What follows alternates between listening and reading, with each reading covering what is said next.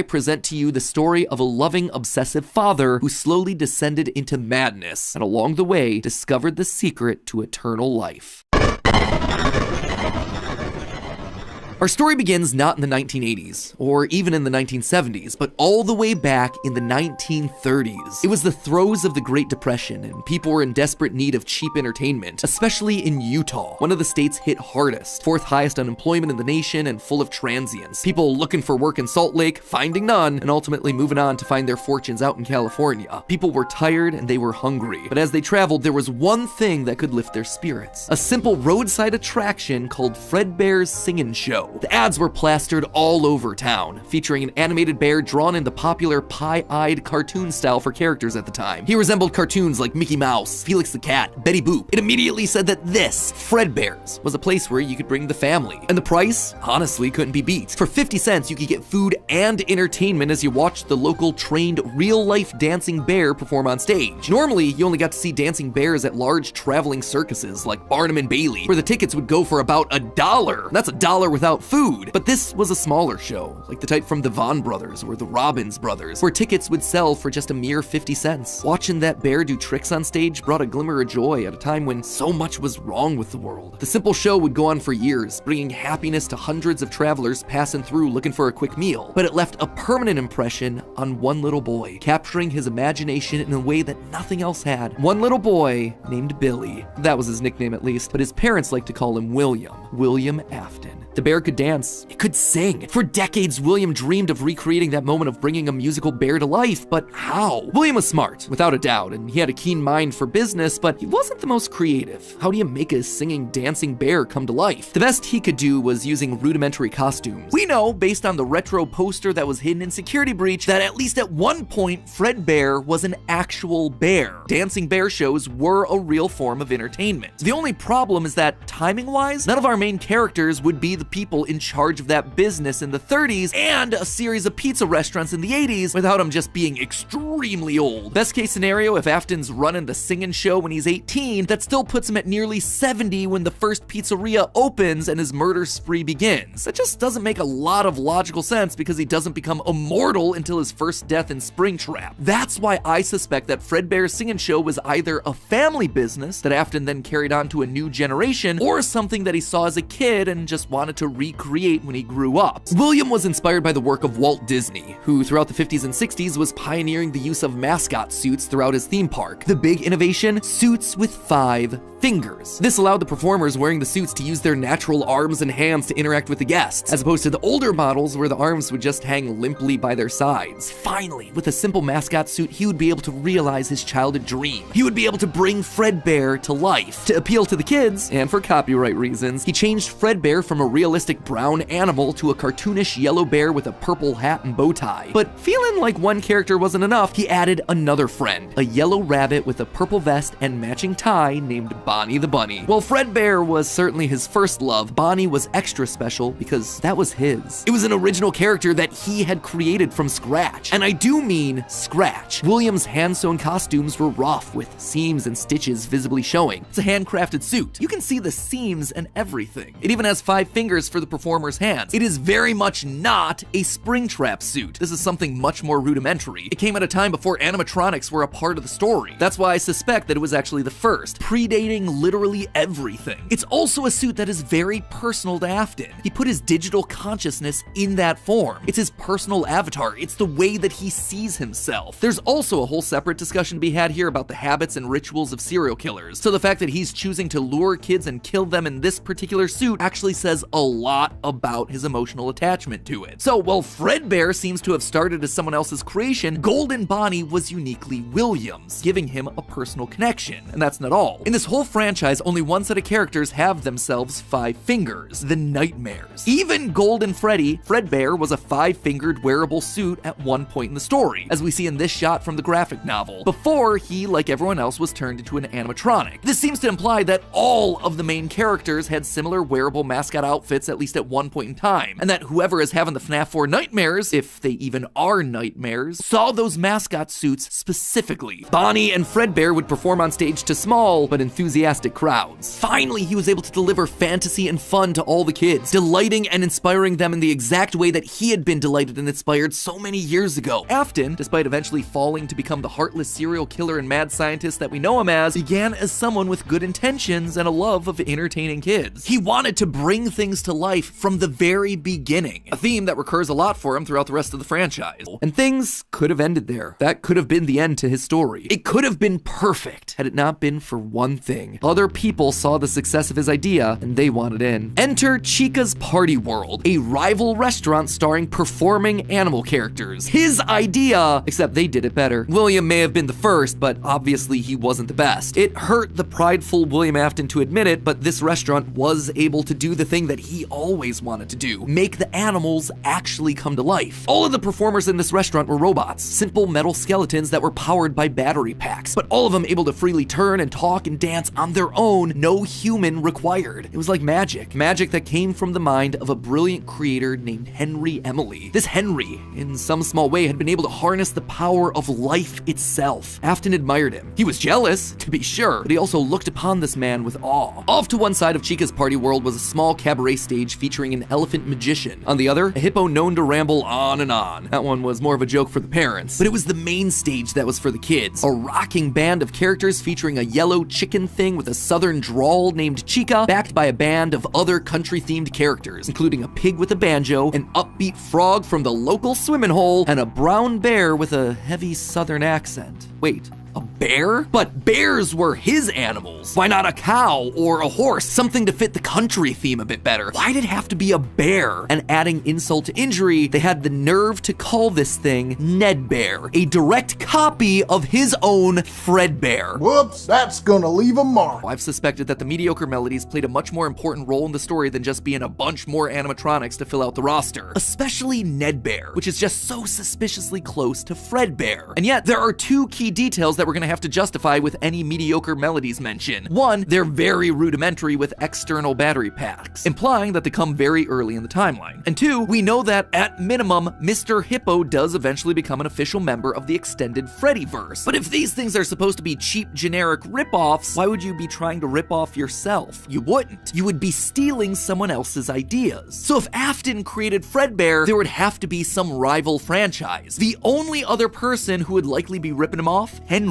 We've talked extensively about how the mediocre melodies are clearly Henry's design aesthetic, so it just has to be him. I don't think Henry's doing this maliciously. He doesn't strike me as the type. He was likely building the robots at the orders of someone else that was running a rival restaurant franchise. But that's enough motivation to start Afton down a path of jealous rivalry, but also begrudging admiration. As the Freddy Files Ultimate Edition says, it's important to revisit the beginning of Henry and William's relationship, so here you go. I think this is where it begins. Also, this is future Matt Pat here coming back to add this one in. Seems like the recently released character encyclopedia has backed up all of this speculation. I've had this timeline written for about a month now, but I've also been holding off a bit to see what wrenches this character encyclopedia might throw into it. And on this particular point, I gotta say, it seems like we might actually have nailed it. They actively call out the suspicious similarities to the main Fredbear crew. Quote from one of the pages: Ned Bear looks like an imitation, altered just enough to avoid copyright issues. I don't know about you, but that seems to imply that we were right on the money. Knowing all of this, at one point the franchises had to have merged. That's really the only way that you get Mr. Hippo from the rival franchise as part of the Fazbear crew. This also mirrors a lot of what happened in the real-life history of Chuck E. Cheese, with two rival restaurants, each with their own casts of characters, merging to become one unified brand. Again, we've gone into that in detail with other videos, just wanted to remind you all of that here. But why would I call out the rival restaurant as being named Chica's Party World? Few things, actually. First, we know for a fact that a location named Chica's Party World exists. It is mentioned in the source code teasing sister location, so it is out there somewhere and doesn't fit cleanly anywhere. Second, in the story The Puppet Carver, Chica is very explicitly looped in with the book versions of Pig Patch and Ned Bear, implying that she started as a mediocre melody. Thirdly, her design just fits better with a theme of down-home country animals with southern accents playing the banjo and eating with bibs. And with her being the headliner of the show with her name on the restaurant, it would make sense then that when the restaurants merged, she was the one that was added to the main cast of characters while all the other mediocres faded away. It's also why when Freddy's closes after William's killing spree, she's the one to branch back off into her old franchise and is therefore missing in sister location, a detail that's bothered me for years at this point. It might also explain why William decided to stuff his first dead kid into Chica. That one was Henry's creation, not his. Afton's jealous admiration turned to hardened bitterness, a bitterness that would only grow over the next couple of years as families continued to choose Chica's party world over Fredbear's. William just couldn't compete with the appeal of the robots. Eventually, his restaurant would go bankrupt, only to get bailed out by, of course, Henry Emily. Another insult, another humiliation that William wouldn't soon forget. 1979. Despite being bitter, Afton couldn't deny that what came next was a period of massive success and expansion. With the two franchises now merged into one, it was the best of both worlds. Afton's ideas with Henry's robotic expertise. The two men decided to launch under a new name, Fredbear's Family Diner, a pizza chain that would eventually come to feature a mix of humans in performing suits as well as on-stage animatronics. They decided to stick with Fredbear as the headliner, considering the yellow bear was easily identifiable as a brand and because he was the original performing animal mascot. Afton appreciated that. This new restaurant would also see a mix of characters as the two franchises merged into one, with Pig Patch and Happy Frog performing right alongside Fredbear and Bonnie. And as part of this one big Fredbear family, they even got themselves official merch that were released, ranging from masks to magnets. The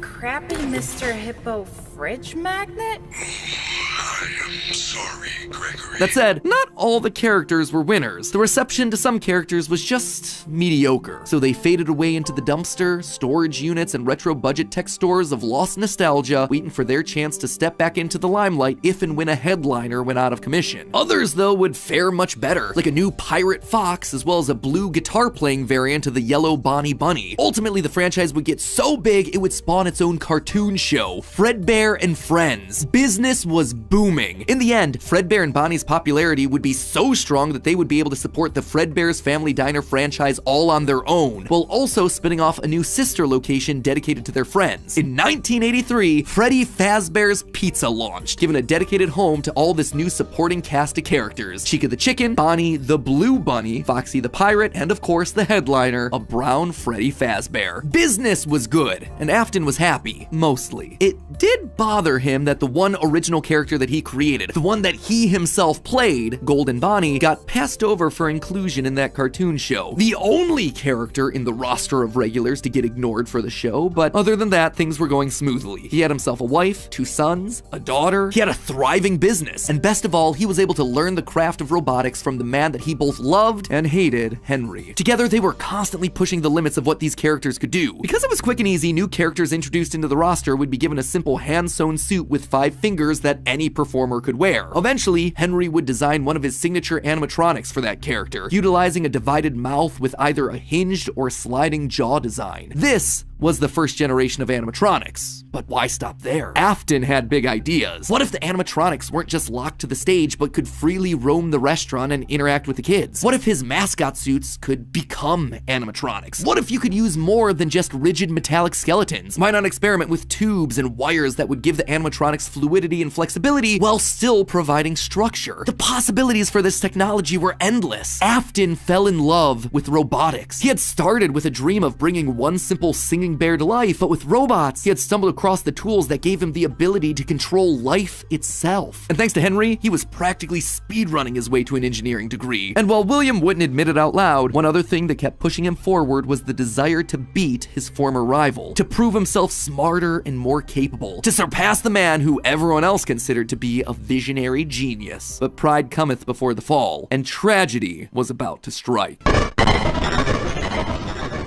1983, business was booming with 2 whole restaurant franchises running, Fredbear's Family Diner and the newly opened Freddy Fazbear's Pizza. Together, William and Henry had been able to take the hybrid suit idea and make it into a reality. They called their new invention the Springlock suit, and fittingly enough, it was symbolic of the partnership between these two men, a human suit as designed by William that could become a freestanding Henry-style robot. But because it was still new tech with kinks to work out, the rollout was limited, restricted only to the Fredbear's Family Diner location. All of this meant that William was busier than ever. He didn't have time to be a full-time parent, so he designed a nanny cam system where cameras and speakers were hidden throughout the neighborhood, as well as in his youngest son's favorite toy, Psychic Friend Fredbear. I mean, plushy Fredbear. But since cameras just weren't enough to raise a kid, he also left childcare duties to his eldest son, Michael. There was just one problem with that. Michael was far from the best babysitter. He tormented his younger brother by jump scaring him with a foxy mask and constantly left him behind. William watched all of it from his cameras. Kids would be kids. Tomorrow was another day, after all. Except Michael's torment didn't stop. Bitter, angry thoughts would run through Michael's mind. Why did he have to be the one to take care of this whining crybaby all the time? It just wasn't fair. It was time that he got even with his brother by playing the ultimate prank. A prank that just so happened to be on this crying child's birthday. He and his friends would take his scared little brother and make him do the one thing that he was terrified of doing, getting close to the animatronics. That would be embarrassing for the kid that was such an embarrassment to him. His brother squirmed, screamed, kicked, and fought, but just as they were putting that small, squirming boy up to Fredbear's lips, the mouth snapped shut. The sensitive spring locks inside the body had been triggered by the boy's movements, and they'd immediately clamped down. The wriggling stopped. The boy went limp, but it was just a prank. It was meant to be funny. The boy was taken to the hospital and was immediately given an IV. Flowers and pills filled the nightstand next to his hospital bed, but the damage was too severe. He couldn't recover. As the younger brother's consciousness began to fade, he could hear Michael's last words, a small and flimsy apology. But his father, Williams, through the voice of the Fredbear plush, were a firm and committed promise to a dying son. You're broken. I will put you back together. This would not be the end. No matter what, William's son would live again. It would just take time. Time that, right now, he just didn't have. His young son's heart flatlined as the boy faded into the inky unknown of the afterlife. In the aftermath of the tragedy, changes started happening around the restaurants. Kids were now required to wear security wristbands to prevent anyone from getting outside without parental permission. Any kid who approached the exit without permission would have to answer to the security puppet, a marionette on strings that could fly around on rails across the restaurant to stop kids in their tracks. It was William's idea, inspired by Michael constantly leaving the restaurant without his brother. In the wake of Fredbear's spring lock failure, all the hybrid suits were getting retired, locked away at the nearby Freddy Fazbear location. It was yet another tough pill to swallow after all the hard work that he and Henry had put into them. William would eventually bury the boy's small body in a remote location out in the woods right alongside his drive into and out of work every day. The death of this little boy sent the family spiraling. His wife, crippled with grief, was so distraught that all she could do was sit and watch TV. But his son Michael was far worse, complaining of seeing hallucinations of a golden bear standing outside of his window. The boy was so racked with guilt that he was convinced that he was being haunted by the ghost of his brother stuck inside the suit that took his life. The suit's three-toed feet digging into the wet earth. The words, "It's me," ringing through Michael's ears. Some nights, Michael would even go so far as to break out of his room to check the gravesite and ensure that his brother was still there. As for William himself, he disappeared into his work and his drinks. Junior's, the local bar, wasn't far from his son's gravesite. He found himself going there more and more frequently, spending longer and longer amounts of time there. The bar gave him a place to think, to remember, to reflect and stew on how Henry had stolen his idea for an animal-themed restaurant, how they'd cut his character out of the cartoon when everyone else was there, how Henry had humiliated him by buying him out of bankruptcy, and now there was his son. Henry had taken his son from him. The robotic part was the part that failed, after all. William ordered one more drink, but it was one too many. The bar turned him out and told him to go home. But William didn't go home. Drunk and angry, William raced back to the restaurant to give Henry a piece of his mind, only to find someone else waiting. Henry's daughter, Charlie, locked outside of the building, bullies laughing at her through the window. Fine, some other problem to fix. But then Afton got an idea, a beautifully awful idea. This was his chance to get back at the man that had humiliated him all those years ago. Henry had killed his business, and now Henry's robotic suit had killed his son. It was time for William to do some killing of his own. Let Henry feel what it's like to have something you love get ripped away. While parties continued inside the walls of the pizzeria, William attacked Charlie in the back alley. It felt good. He felt free. The years of resentment and bitterness trapped in his heart finally released in a moment of pure unapologetic evil. He would make Henry hurt like he hurts.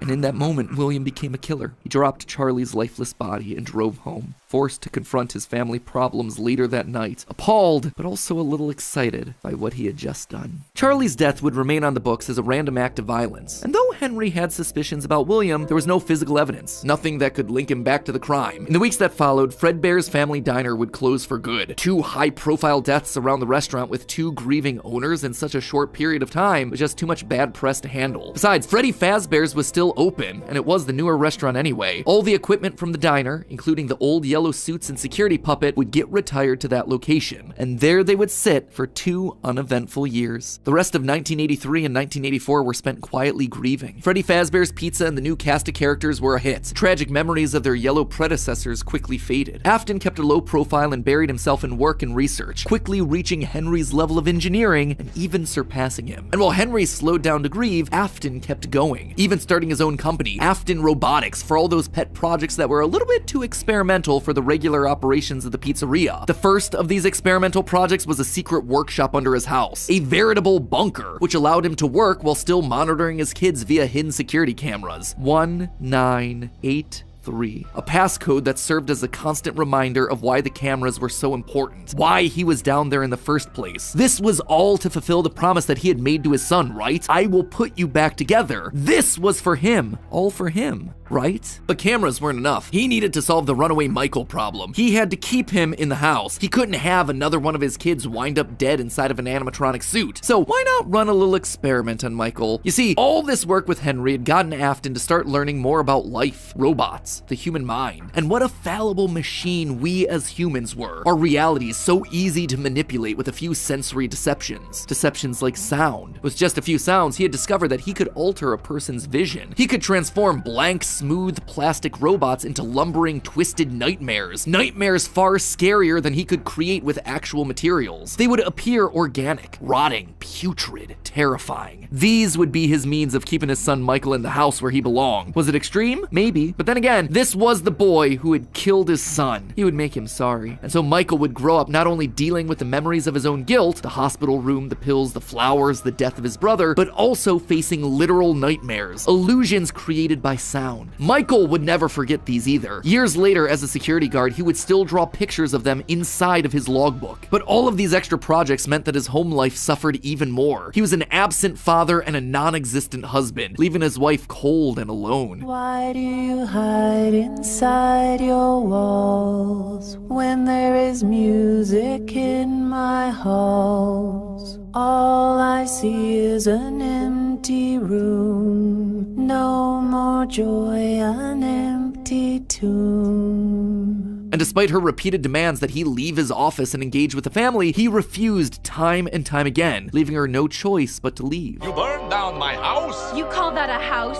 It was like a morgue in there. You need to see your son. The baby isn't mine. Well, how's this? I'm keeping the diamond ring. And through it all, there was one lingering feeling. William wasn't done. He had gotten a taste of what it felt like to be unleashed, what it felt like to be free. Charlie's murder had unlocked something in him, and he wanted more. June 26th, 1985. Putting on the golden Bonnie suit, he lured children one by one to the back room of the pizzeria when no one was looking. At first, he was cautious. He would lure them with promises of cake and cookies. He told them that their dog had died. He would ask for help with homework. Susie was the first. You never truly forget your first. I was the first. I have seen everything. But where to hide the bodies? He couldn't sneak out. Someone would see him. He had to hide them in a place where they'd never be found and where they'd never leave the building. They had to be stuffed inside of the suits. No one maintained those things anyway except for him. And so Susie would go into Chica. Fritz, Jeremy, and Gabriel would come next, but it was easy. It was too easy. And with each little life he snuffed out, his lies got bigger. Their house was burning. They're just being kidnapped.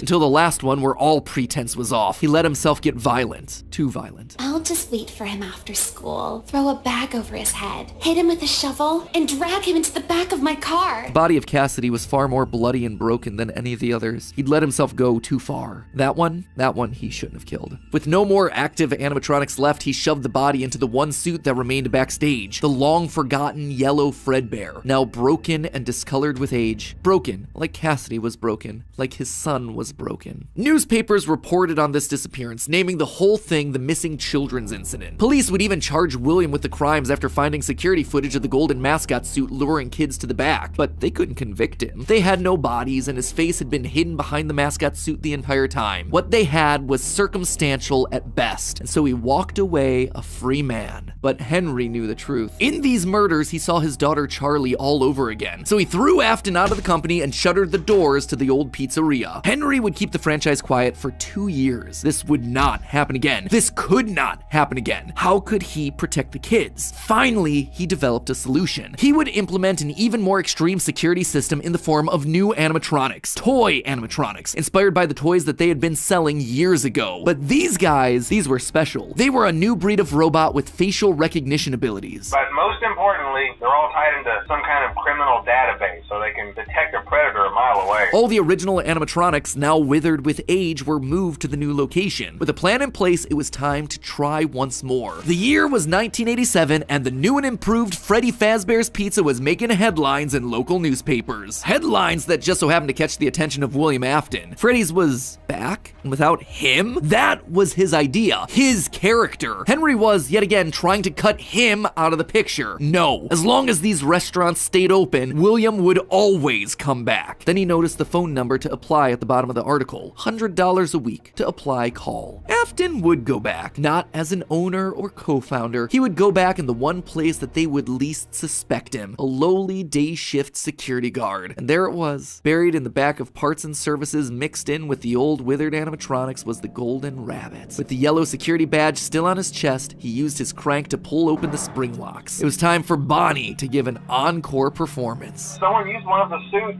We had a spare in the back, a yellow one. Someone used it. Now none of them are acting right. From what I understand, the building is on lockdown. No one is allowed in or out, especially concerning any previous employees. When we get it all sorted out, we may move you to the day shift. A position just became available. 1987, 5 more kids. He didn't know what felt better, getting back into the suit after 2 long years of waiting, or knowing how devastating this would be to Henry the next morning. He didn't even try to hide his crime this time, just meant more blood on Henry's hands. He'd failed to protect the kids again. The restaurant had only been open for a few weeks, but William was sure that this would get it to close. Good, if he couldn't have Freddy's, no one would. Whenever a new pizzeria opened, he would be there. But as he sat in his bunker, something else started to linger in William's mind. He had seen something strange. The old withered animatronics, they had been wandering around the building, spurred on by the puppet. It was almost like those old robots were trying to save the kids. Save them? They couldn't, obviously, but still, how were they moving? It was almost like they had been given life somehow. Did he have something to do with that? The following day, the news would report a security guard getting bitten by one of the animatronics during the day shift. Was that bite meant for him? William's curiosity was stronger now than his bloodlust. He had to learn more, but how? There was no way he'd ever be able to get inside another Freddy's pizzeria. Heck, there was practically no way a Freddy's would ever open again. He needed to create something new, something brand new. He needed to create his own pizzeria. Due to the massive success, and even more so the unfortunate closing of Freddy Fazbear's Pizza, it was clear that the stage was set, no pun intended, for another contender in children's entertainment. Circus Baby's Pizza World. This would be the place where he could continue his work. No longer just murdering, experimenting. He needed more kids, and he needed them alive. And knowing that he couldn't show his face on the restaurant floor, he needed a way of remotely capturing his victims and preserving them for his work. With that goal in mind, he designed a new breed of animatronic. Their endoskeletons fluid and flexible. He equipped them with sound lures that could mimic voices. They could isolate children. They could incapacitate and contain them with zero direct input from him. It was brilliant. He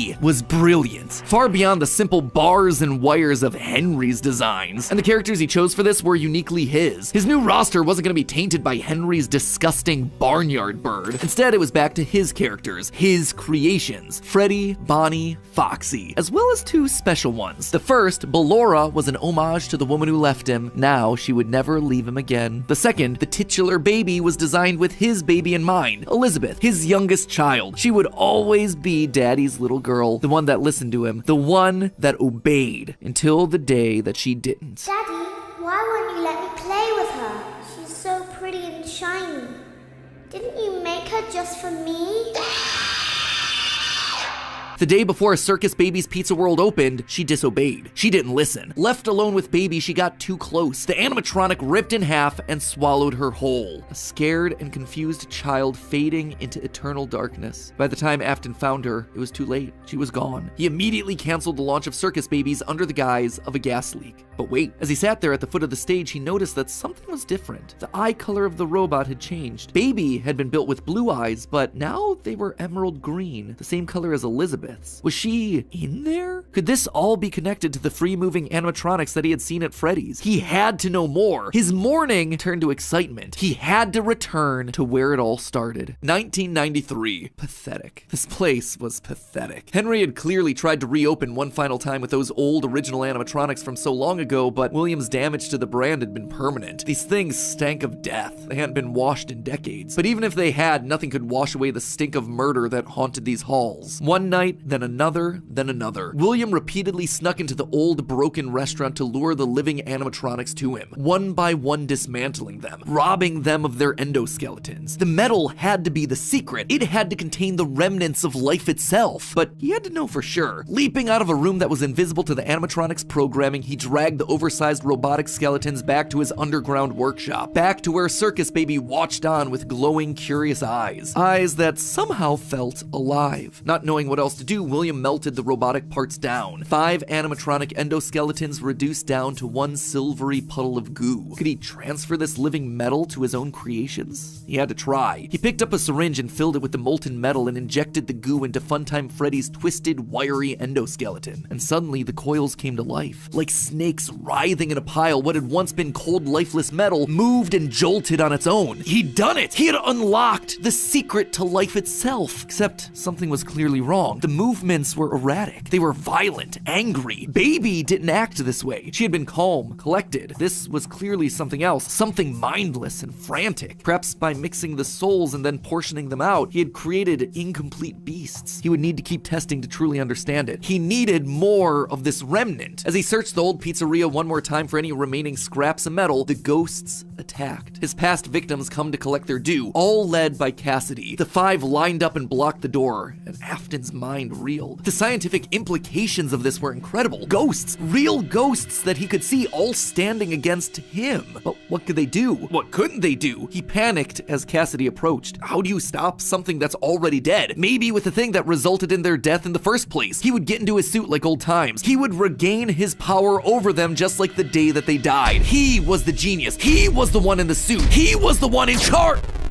The spring lock snapped into place. Maybe it was his frantic movements. Maybe it was the leaky abandoned restaurant. Maybe it was just fate coming to collect its due. He didn't know. The only thing he did know was that his brain was suddenly filled with searing white-hot pain as hundreds of metallic pins and gears stabbed into his body from all sides. All he could do was collapse, blood slowly oozing out of the suit and pooling onto the floor around him. It couldn't end like this. It wouldn't end like this. His work was unfinished. Unable to move, his only option was to survive, to live, to keep living. It took days lying in his own blood, but eventually someone found him, a security guard making a normal report. When he saw the animatronics torn apart in the middle of the party room floor, it caused him to file an immediate report of a break-in. An owner would have to come in and claim the damage, and who else would it be other than Henry? Hope jumped in Afton's heart. Henry would see him. They were partners after all. He would be the one to help save him, to get him out of this suit, to relieve him from this tremendous pain. Henry entered the secret room. His eyes fell on Afton sitting there in the pool of red, and Henry, saying nothing, turned and walked away. This is just to inform all employees that due to budget restrictions, the previously mentioned safe rooms are being sealed at most locations, including this one. Nothing is being taken out beforehand, so if you left anything inside, then it's your own fault. Management also requests that this room not be mentioned to family, friends,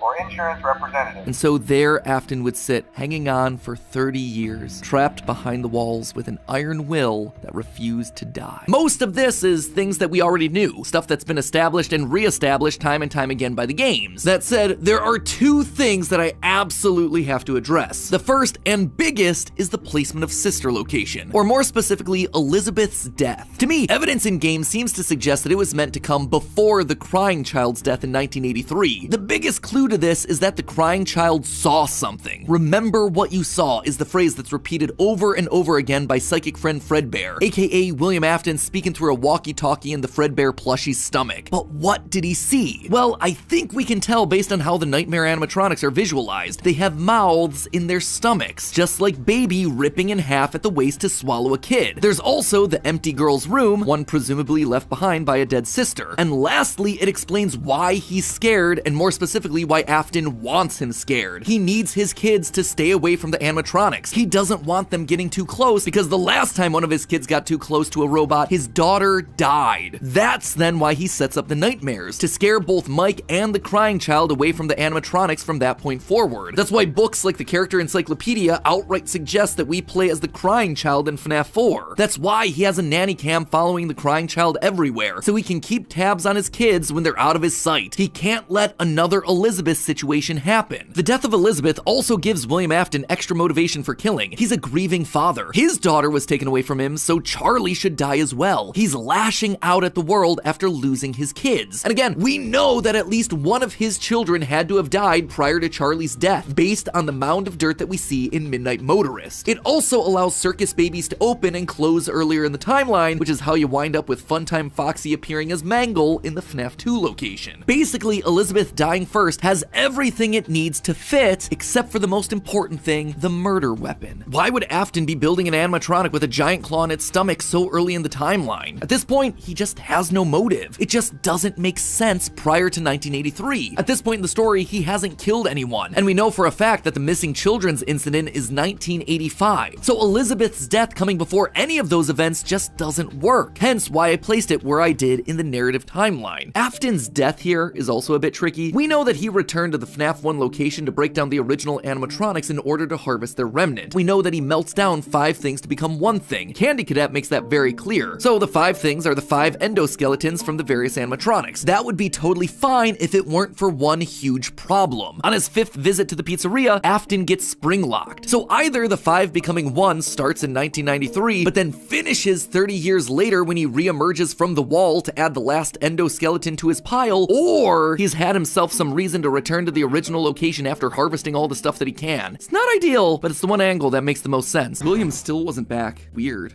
Michael knew his father sometimes traveled for work, disappearing for days on end, but usually there was some sort of notice, a phone call, a post-it, something. It's not like Michael and his father were close, far from it, but as a household of 2 suffering men coping with years of tragedy and loss, there was at least some element of communication between the two of them. They were united by a name and a shared pain. This time though, things felt different. William had left nothing. His absence was longer. There were no check-ins, no updates, just silence. Something had happened. If there was one thing Michael knew about his father, it was that he had contingencies, safety checks, backup plans. His father was a careful and guarded man. He held his cards close to his chest, and as such, William had prepared him in the event that something like this ever happened. Normally, his father kept his home office locked, but in the event of an unexpected, prolonged absence, Michael had been instructed to enter his father's office and look behind an empty set of shelves mounted in the corner of the room. Rolling his eyes, Michael entered the office. Never fully understood how William was able to spend so many hours of his days locked up in here. There was just nothing to do. Most of this place was empty. He dragged himself over to the shelf in the corner, expecting to find an emergency contact list, a family safety deposit box. But what he actually found there was completely unexpected. Father,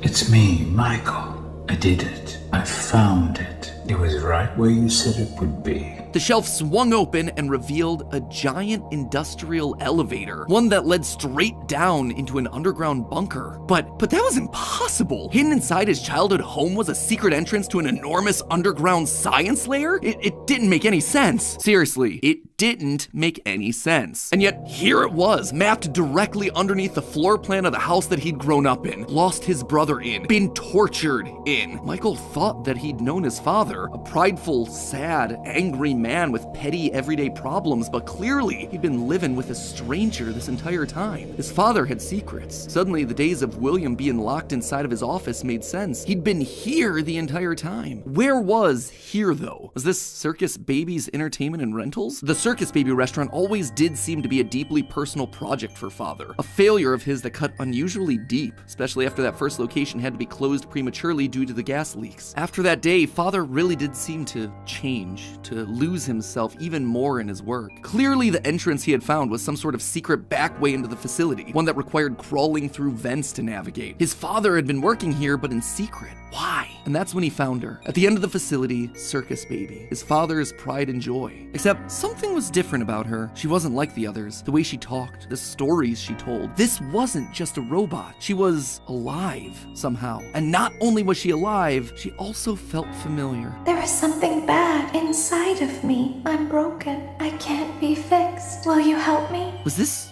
his sister? William's baby girl? But how? Why? What was this place? He dug around some old files and found blueprints outlining the features of these animatronics. Storage containers, voice mimicking, parental tracking. And was that a child in Freddy's stomach? Was his father collecting and experimenting on kids? Were all the rumors that he'd heard throughout his past actually true? That the animatronics came to life at night? That there were murders done in all the pizzerias? That his father had somehow been the prime suspect in all of it? Suddenly, Michael's mind flashed back to his persistent nightmares throughout his childhood. Had he been experimented on too? Tears stung in his eyes as anger, fear, and confusion filled his body. His father's secrets were pouring out. William wasn't just a lame, overworked father. He was a monster, toying with life itself. Suddenly, everything clicked. He frantically looked around the room, blinking human heads on poles staring back at him. Green eyes, his sister. Blue eyes, his brother. Closed eyes, his mom. All just staring expectantly. These were meant to be human. William was working down here trying to make believable humans, literally rebuilding the family that they had both lost. The small little girl robots with their British accents roaming the hallways of this underground facility suddenly took on a whole new context. Hello in there. Is it the same person? Were those meant to be his sister? A replacement for her? A clone? Was William building clones of his sister? They seemed to know him, after all, to react to his presence. They were all there. They didn't recognize me at first, but then they thought I was you. He always did have a bit of a resemblance to his father. Michael's mind reeled as the reality of his world crumbled to dust. No, he had to get them out of there. If this really was his sister, heck, if any of these things were human, souls, whatever remnant of the humans that they once were, they needed to be rescued. They always put us back inside. There's nowhere for us to hide here. Led by the voice of Circus Baby, he marched through the now empty halls of the Funtime Auditorium. He would lead them. He would protect them. And finally, he would be able to forgive himself for the killing of his brother so many years. You are in the scooping room now. The scooper only hurts for a moment. Scooper? That violent extraction arm? Michael had seen that one in the pile of blueprints. Something about heat rendering the magical silver metal inside useless. In reality, prior to getting himself spring-locked and put behind the wall, William's methods had become increasingly sophisticated, with a mechanized arm that could infuse new bodies with a soul. William could finally give and take away life. The only thing he needed were the bodies. But William wasn't the only one looking for bodies, as Michael was about to learn. But if we looked like you, then we could hide. If we looked like you, then we would have somewhere to go. Michael was going to be the hero to help these animatronics, all right. He was going to help the haunted tubes and wires of these animatronics escape, just not in the way that he anticipated. His sister had lied to him, another game of pretend. The scooper plowed forward, digging its extraction arm into his body. As he heard his bones ripping through his flesh, Michael blacked out. But something is wrong with me. I should be dead, but I'm not. For the next several months, Michael's life was not his own. He was forced to comply with the tangle of wires and spirits that lived inside of him. His body felt like an overfilled balloon begging to burst as day by day, week by week, his flesh began to sag and discolor. He was a walking, talking, rotting corpse, alive, but wishing he wasn't. He was a puppet, a walking shell. And while he did his best to conceal his fate, there was only so much a man filled with robot spaghetti could do. The entity in his innards would eventually leave, but by that point, the damage had been done. His decaying flesh stank, turning him into a literal purple guy. But still, even with no bones, even with rotting purple flesh and begging to die, Michael continued to live. That silvery metal remnant injected by the scooper meant that he couldn't die. His anger also refused to die. What he had seen down there in his sister's location had rocked him to his core. His father had killed and captured dozens. His experiments had killed his sister and then tortured him throughout all his childhood. He was actively trying to build human replicants. He didn't know where his father was, but Michael knew that he was out there somewhere. I've been living in shadows. There is only one thing left for me to do now. I'm going to come find you. Michael had to correct for the sins of his father. He had to make things right. Michael would burn Fazbear Entertainment to the ground. I mean, what else could you do when your skin was permanently purple? Michael's strategy was simple. He would apply for night security guard positions at the old defunct pizzeria locations. That way, no one ever had to see him or smell him during his shift. And all these old, shuttered locations did need guards. Teenage vandals and squatters were always looking to get inside these abandoned buildings, and yet no one ever really wanted to work an overnight graveyard shift unless they were practically out of options. Enter Mike. One by one, he would take on the job of security guard, changing his name each time to ensure that no one was able to follow his paper trail. Once inside, he could tamper with the animatronics and figure out how they worked, writing about his experiences in his security logbook. While there, he would listen to the old tapes where upper management awkwardly welcomed new recruits to their summer jobs, even though he was working there nowhere near the summer months. He heard the gory details of his father's franchise from the outsiders looking in, confused and afraid about what was happening in the walls around them. Sometimes he would see his brother in the form of the Golden Freddy suit. It's me appearing on the walls around him. Except now, there was something else there. He was no longer alone. Another angrier presence was also in the suit, as if two spirits were forced to share the same body. And Golden Freddy would attack him now. It was aggressive. Its vengeance wanted to lash out at anyone with the Afton name, anyone who wore a security guard outfit. Over time, Mike worked his way through the old restaurants, the original pizzeria, the bigger, better Freddy Fazbear's. He spent weeks there looking for clues as to his father's whereabouts, and each time at the end of his week shift, he would then set the location on fire. Remnant can't survive high temperatures after all. So burning away whatever spirit-laden animatronics that still existed inside seemed like a winning strategy. All this revisiting of his past, though, was causing the nightmares to begin again. Hallucinations that brought him back to his childhood. The guilt around killing his brother. His dreams were oddly mixed with the shrill phone calls of the security guards. But it would all be worth it in the end. The goal was to eventually stumble across the one location, the one job that would finally reunite him with his father. Little did Mike know that day would come sooner than he expected. 2023, an advertisement came across Mike's TV. Fazbear Frights, a new horror attraction inspired by the awful crimes that occurred around Freddy Fazbear's Pizza so many years ago. It made Mike sick. People looking to make a quick buck off the tragedy of others, off his own family. This wasn't a joke or entertainment. Regardless, he had to be a part of it. If this team was combing through his family's history, they might stumble across something that could be useful. And if his father was truly still alive as he suspected, there would be no way that he wouldn't show up here. Maybe finally, this could be the final chapter in his family's marathon of tragedy. Mike applied for the job and was immediately handed the keys. Years of doing this had taught him that security guards rarely receive thorough security checks. They also liked how creepy Mike looked. They thought it was a costume, on theme for the job. What little they knew. Hey, glad you came back for another night.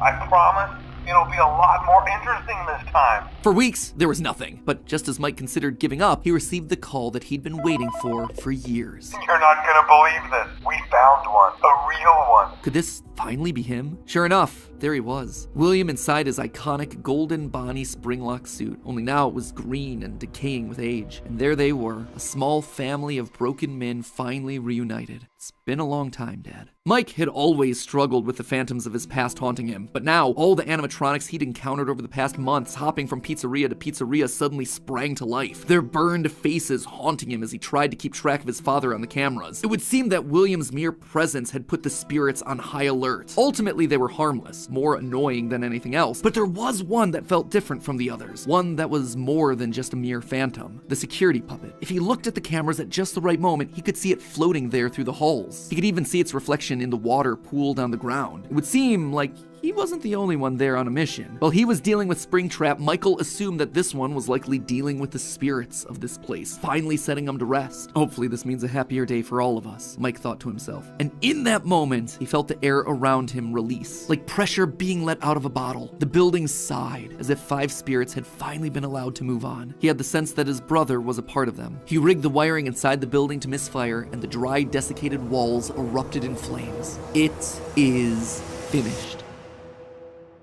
Except it was not. Somehow, through sheer force of will, Afton remained. He had survived, and Mike would need to find a new way of finishing off his father. Luckily, the solution would present itself later that year. Not from Mike, but from another victim that had been left in his father's wake. We're talking about becoming a Fazbear Entertainment franchisee. Restaurant ownership and management. Something almost anyone can do with a limited degree of success. You are now the face of the newly rebranded Freddy Fazbear's Pizza. Fazbear Entertainment as a brand had been closed for years. William had been stuck in a suit and a wall. The only person who legally could bring the franchise back was Henry, but he'd largely pulled out of the franchise around the time of his father's disappearance. Something was up. Surely this had to be some kind of a trick, right? Mike, doing what he did best, applied for a franchise and immediately got the job. There was just one thing out of the ordinary. Paragraph 4. If you are playing this tape, that means that not only have you been checking outside at the end of every shift, as you were instructed to do, but also that you have found something that meets the criteria of your special obligations under paragraph 4. No employment contract he'd ever signed required him to keep special lookout for independently moving animatronics outside the restaurant. Now he knew something was up here. Henry was luring them all back. Rather than trying to go to them, like Mike had done for years, Henry was doing the opposite. He was putting them all under the same roof. He was finishing them off for good. Mike knew this wasn't meant to be a restaurant. It was meant to be a prison, a containment vessel, a locked box meant to trap them all in so they could finally end the madness. It took a few nights, but eventually everyone was there. His father, the puppet, the robot spaghetti that had once violated his body, and his sister, now hopelessly devoted to serve the man that had once gotten her killed. It was time. He had been instructed to seal the doors and leave, but while he locked everything down, he didn't move on. If this was truly meant to be the end, if the remnant needed to be washed away, he needed to be a part of that. This is where your story ends. And to you, my brave volunteer, who somehow found this job listing not intended for you. Although there was a way out planned for you, I have a feeling that's not what you want. I have a feeling that you are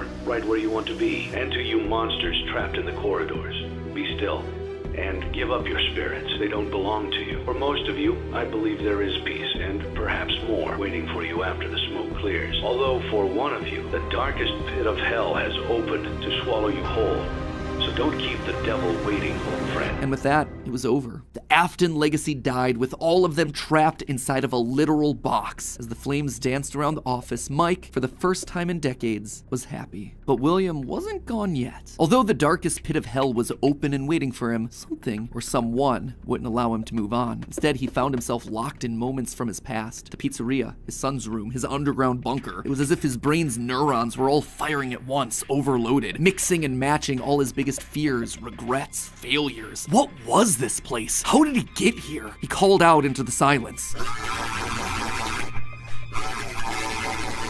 Then they started coming. Without warning, animatronics both new and old began to jump out at him, bite him, rip him limb from limb. The pain was immeasurable. Make it stop. Make it stop. William, for the first time, longed for death, an end to this torture. Just as it felt like he couldn't take it anymore, everything was quiet again. It was as if the world had been reset. There was a brief moment of quiet, and then the onslaught began again. Dozens of faces from his past all focused on him. A waking nightmare that he couldn't escape from. More pain, more ripping. It was his own personal hell, but why? Why couldn't he just die? And then he saw them, a group of characters he never thought he'd see again. Those janky, stolen characters that had started everything. The mediocre melodies. It had all started to go wrong once they showed up, once Henry had made them. But mixed in with their obnoxious southern drawls, William heard something else. It was barely a whisper, but he could just make out the words. He tried to release you.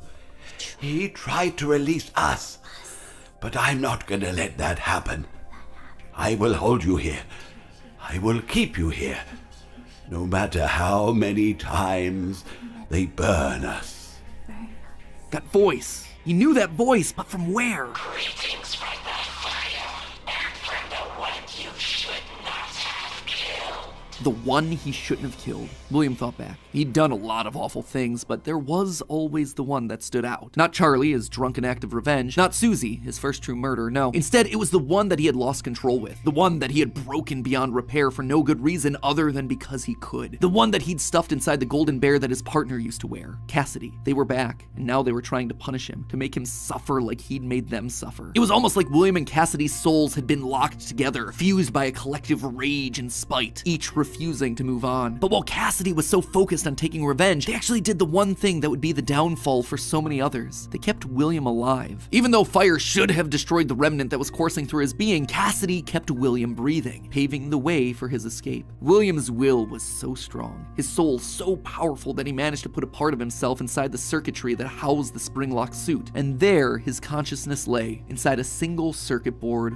waiting for someone to find him and set him free, a person that no one would suspect. You might have noticed that I was vague about the dates, and there's a good reason for that. I don't know them. There is no good way for me to make them fit in. Here's what I do know. We know with a high amount of certainty that Michael Afton is the character that we play as up until Ultimate Custom Night. Mike Schmidt and Fritz Smith, the security guards for FNAF 1 and FNAF 2 respectively, get fired for, quote, tampering with the animatronics and odor. So weird connection between the two of them, right? But now, look at the phantom animatronics that are haunting us in FNAF 3. They use models from both FNAF 1 and FNAF 2, meaning whoever is sitting in that security guard chair, Fazbear Frights, they have to have seen both locations and their animatronics. And that's not all. Their designs are burnt. It's a weird detail in the game, and it's something that the character encyclopedia repeatedly calls attention to. The burned texture for these phantom animatronics. Why is that so unusual though? Fazbear Frights is the first time in the franchise that we hear about anything burning down. From that point on in the story, it's like the characters turn pyro and are suddenly setting fires left and right. But for the first 3 games, nothing ever catches fire. The animatronics are just moved or repurposed in some way. So when did they burn? And why would our security guards see them as being burned? Someone has to have been going location to location, setting these places on fire, purging the sins of the past. We know we're definitely playing as Mike and sister location in FNAF 6 based on the in-game dialogue. And in FNAF 4, there's an Easter egg where we can hear the phone call from night 1 of FNAF 1, meaning that whoever's in that bedroom has heard the recording as a security guard. We also know that Mike has seen the nightmare animatronics based on his drawings in the security logbook. So overall, there is solid evidence that connects all of FNAFs 1 through 6. You'll also notice how the character encyclopedia doesn't have a page for Mike Afton. This thing has a page for Chocolate Bunny Bonnie, but not Michael. Some tells me they don't want us to confirm how many games he's been in, because that would confirm too much of the theory. In short, this gives us an incredibly compelling and complete narrative. Mike as our protagonist, and William his father as our antagonist. Mike accidentally kills his brother in Fredbear's mouth, which begins our story and sets William down his pathway of destruction. Mike is then haunted by the guilt of his past and is looking to make things right across the rest of the games. In sister location, he learns what his father's been up to and realizes what he has to do to correct it. After failing to finish the job in FNAF 3, he ultimately helps Henry end it all in FNAF 6. It is great. It is a clean narrative. There is just one problem: timing. Mike's quest can't really start until he's been down to sister location, seen baby, and gotten himself scooped. That's when he finds out about Afton's secret life. It's also when he's gonna start to smell, because, you know, he's a walking, talking, rotting corpse. And we know that he's not going down into the bunker until the Funtime animatronics have been made, Freddy's has been closed, and Afton is out of the picture. That all should be happening post-1993, after William is sealed behind a wall. But that then presents us with a few problems. Afton has already dismantled the original animatronics as we see in the FNAF 3 minigames. How are those things getting burned if they're already deconstructed? But more importantly, we see FNAF 2 paychecks with the date 1987. That is way earlier than I think it can be. To be fair, Fritz Smith's pink slip on night 7 doesn't have a date, but it's a bit weird to say that the first few nights are in 1987 and then employee number 3 is hired on years after the restaurant closes.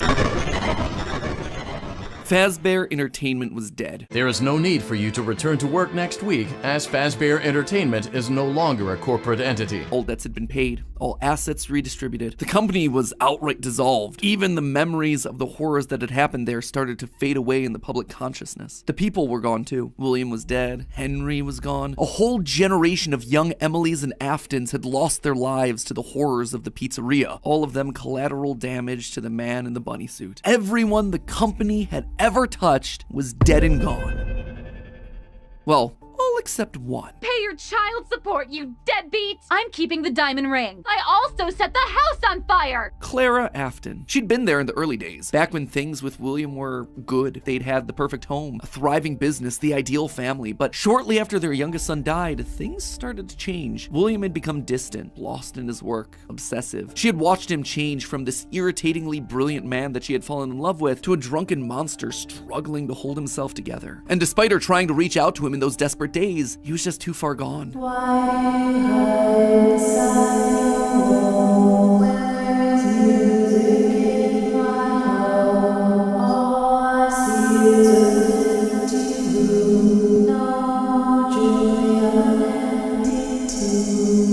I admit it, you wanted to let me in. For her sake, she had to leave the relationship, and from there, she largely faded into obscurity. A mystery from William's past, a footnote in his history, and that was fine for her. She wanted to leave that part of her life behind. She tried to move forward, never wanting to hear the name Freddy Fazbear again, a time defined by mistakes and broken promises. But then, the paperwork started to arrive. As Fazbear Entertainment began to close as a corporate entity, suddenly her mail was flooded with notifications, requests, obligations. She had been there since the beginning, helping William in the early days of his business, and now, as a shareholder and sole living member of the Afton family, all copyrights and trademarks of both Afton Robotics and Fazbear Entertainment passed on to her. Memories of this past life that she had long left behind. Looking at the blueprints, the contracts, the memos, she felt old wounds begin to reopen. The regrets of a happy family that had been torn away from her. William had always been brilliant. That's what had attracted her to him in the first place. But he'd also been too blinded by obsession and pride. He was too jealous, too petty, too unable to actually see a bigger picture. But now, holding the paperwork that contained decades of heartbreak and trauma, she realized it was her turn. She was holding the power. This was her chance. And one thought resonated in her head. I will put them back together. I will put them all back together. She would be the one to rebuild this family, to rebuild the pieces of that shattered life, to reclaim the kids that Fazbear had stolen from her. But how? Looking at William's work now laid out before her, she knew that he had been onto something, collecting remnant, robotic humanoids, digital conscience transference. The pieces were all in place, they were just scattered, fragmented. It was almost like there were too many ideas going in too many different directions. It was such an important idea that she reiterated that point to herself. There were too many ideas going in too many different directions. That said, there had to be a way to save it all. She just needed to put it all back together. But how? To rebuild her family, she would first need to rebuild the franchise that had stolen them away from her. With ownership over the characters, their licenses, the technology patents, and the Fazbear name, she converted the corporation back to an LLC, a structure for smaller businesses that are usually family-owned.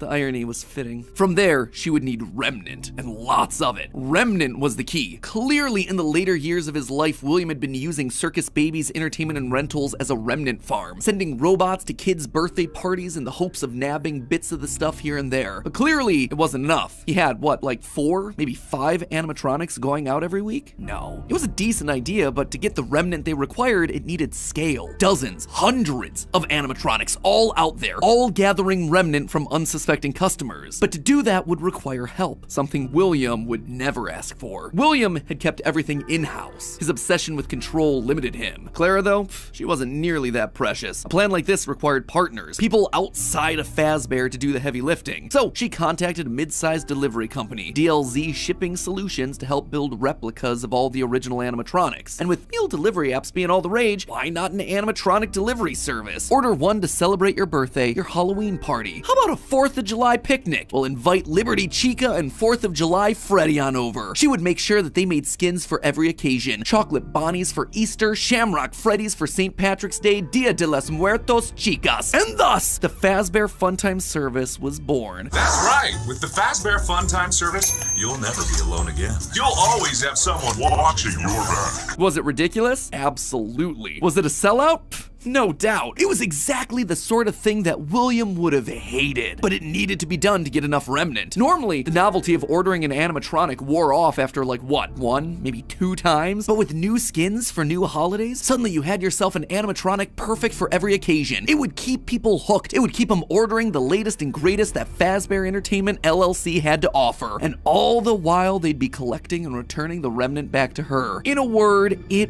was brilliant. There was just one problem with it. No one trusted the Fazbear name. The company's brand was still mud in the public eye. No one would want to hire animatronics from the restaurant franchise known for murdering children. Nothing kills a party quite like the threat of death, you know. So she needed to find a way to discredit the stories that had come before. She needed to win back the public's affections, reactivate some nostalgia for the spooky stories of their childhoods. She needed a game. Multiple games, in fact. They lied to us. They lied to all of us. They told us that the whole point of this VR game campaign was to undo the bad PR done by a rogue indie game developer. But that's not true at all. Those indie games were designed to conceal and make light of what happened. This isn't just an attempt to rebrand. It's an elaborate cover-up. Struggling game developers were a dime a dozen online, most working on their magnum opus between shifts at the Dollar General. So she found one. Steve just picked him out of obscurity, the right mix of desperate and doofus willing to say and do anything for a couple extra bucks. And he fell right in line, as expected, delivering stupid little things with dumb generic names like Mangle's Quest, Balloon Boy's Air Adventure, Five Nights at Freddy's. Bad gameplay with even worse graphics, but hey, they got the job done. People were suddenly talking about the clues inside of these things, searching for the hidden lore. They were actively making jokes about dead kids at pizzerias. Her husband's twisted history of serial murder had suddenly been reduced to a mere Nancy Drew mystery to be solved. The plan had worked. Freddy Fazbear's was suddenly more popular than ever. Things were going shockingly well. Her takeover and reboot of the franchise was full and complete. Suddenly infused with cash, she built the largest, most ambitious project yet, the Mega Pizzaplex. William had always been so visionary, but always thought so small scale. He was careful to a fault. Not her, though. She knew that this latest project needed to be big. It needed to be flashy. It needed to be a palace for children, a place that got people talking and checking out the latest in Fazbear products. So with a steady supply of remnant flowing in, it was finally time. The stage was set. It was time to get to her real goal, literally rebuilding a family.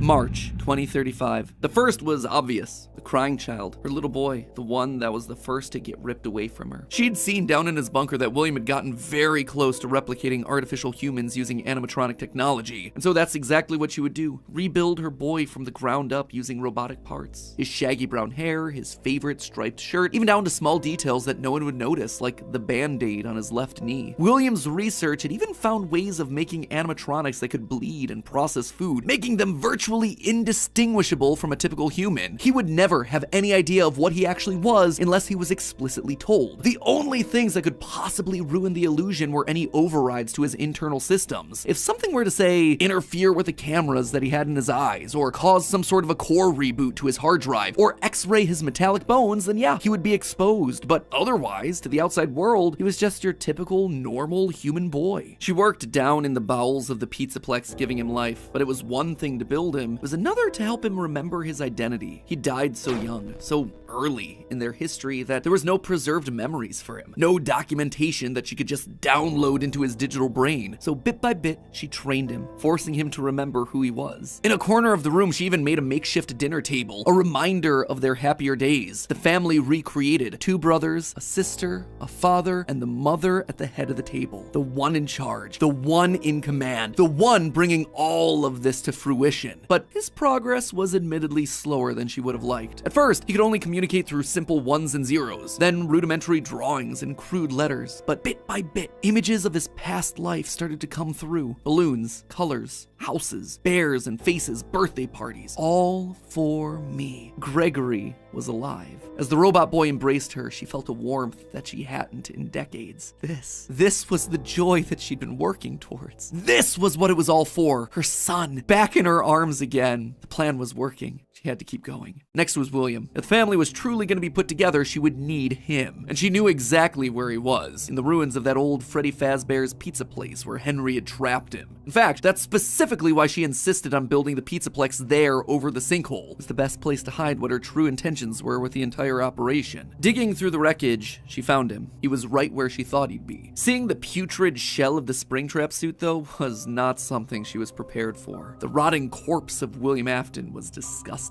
Scorched flesh fused into the fur lining, hollow black sockets where eyes once were, a smell that reeked of burned carbon and bloody iron. He was no longer flesh, it was just the tangled sinews of a creature that was once called human. How far this brilliant man had fallen. It was clear that her work was cut out for her on this one. Afton was practically lifeless. The man may not have been able to die, but he was about as close as you could come, and his body would need a lot of reconstruction. Replacement arms and endoskeleton exoskeleton reinforcements were the top priority, maybe pulled from their new line of glam rock animatronics. She'd have to see if they had any spare Bonnie parts lying around that they could steal. In the meantime, though, she threw the husk that was once her husband into a life support pod infused with aerosolized remnant to help keep him stable. But more important than recovering his body was recovering his mind. In his current state, he was comatose, an empty shell. Severe brain damage starts at temperatures over 108 degrees Fahrenheit. 42 degrees Celsius, and years of repeated fires had burned his brain to goo. Gone was the brilliant, frustrating mind that had drawn her to him in the first place. But she had a plan. Unlike her darling boy Gregory, Afton had found ways to record his consciousness. Fundamentally, the brain is only a series of electrical connections after all, so why couldn't you replicate that in the form of a standard circuit board? In essence, you could create a digital consciousness. And one thing she knew about William, he was nothing if not cautious. A planner, someone who had backup plans to his backup plans. And sure enough, there it was, buried in piles of old animatronic CPUs, a record of Afton himself. But she needed someone to test it. Someone was definitely here during the night. It had to have been the client. I mean, they sent us that stuff in the first place with no explanation, told us to scan it, said it would expedite the process so we wouldn't need to program any pathfinding ourselves. Unlike the other games that she'd paid to have made in the past, this one had a different purpose. This wasn't about PR, it was about getting William back up and running, spreading his virus to the masses. You acknowledge that Fazbear Entertainment is not responsible for accidental digital consciousness transference, real-world manifestations of digital characters. She hired a new developer, Silver Parasol Games, to scan the boards and bring her husband into the system. And because of the immersive nature of VR, William's consciousness would be able to merge with the player, giving him a new body, a new agency. There was just one complication. Afton's hold wasn't as powerful as she had hoped. He wasn't able to gain complete control. The first trial run, Jeremy, was so desperate to escape from his grasp that he sliced his own face off with a paper shredder. Messy. Afton's followers were reluctant, to say the least. But it was the second attempt that looked like it had the potential to kill two birds with one stone. Enter Vanessa. Mrs. Afton wanted a surrogate daughter. Her darling Elizabeth would have been a young woman at this point if she had lived. And Clara wanted someone who wasn't Elizabeth but could be just like her. Could she have just rebuilt her like Gregory? Sure, but she decided against it because she wanted an actual human mother-daughter connection. Well, that, and it would be redundant and narratively unsatisfying to have two robot kids in the same family. What could she say? William had put a lot of tools on the table for her to use, and she was planning on using them all. Plus, Elizabeth had always been so loyal to Daddy. It was time to give her a second chance, a true choice. And Vanessa seemed to be the perfect candidate to fill the role. Your dad's name was Bill? Your dad didn't play fair,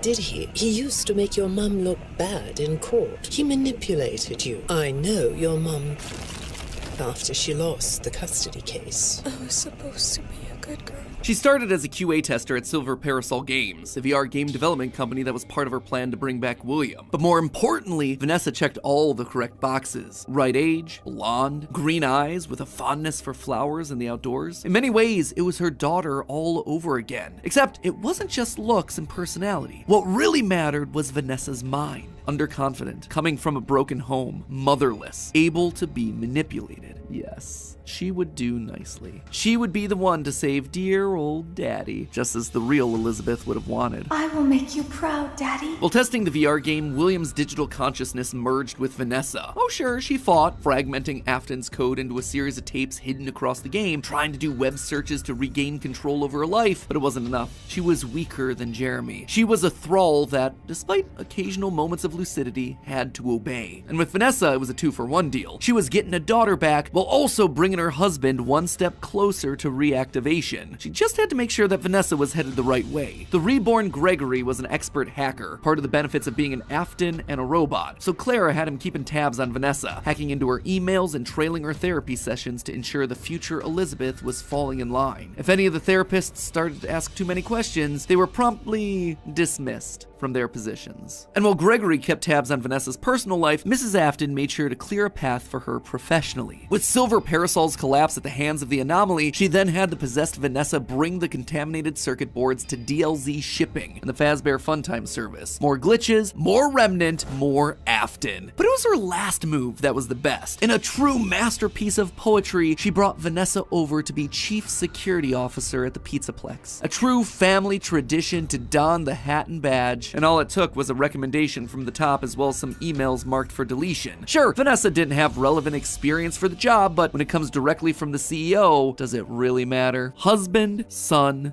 daughter. A corpse, a robot, a human. All that was left was Michael. Poor, troubled Michael. The boy that killed her youngest. The one that would spend years trying to make his guilty conscience right again. A self-professed protector. While she knew she needed him to complete the family, something told her that the problem had already solved itself. Something had shifted when using Glamrock Freddy to excavate the buried pizza place. I have been here before. I found myself for the first time when I cleared the path. I have changed. My friends are here, but I can protect you.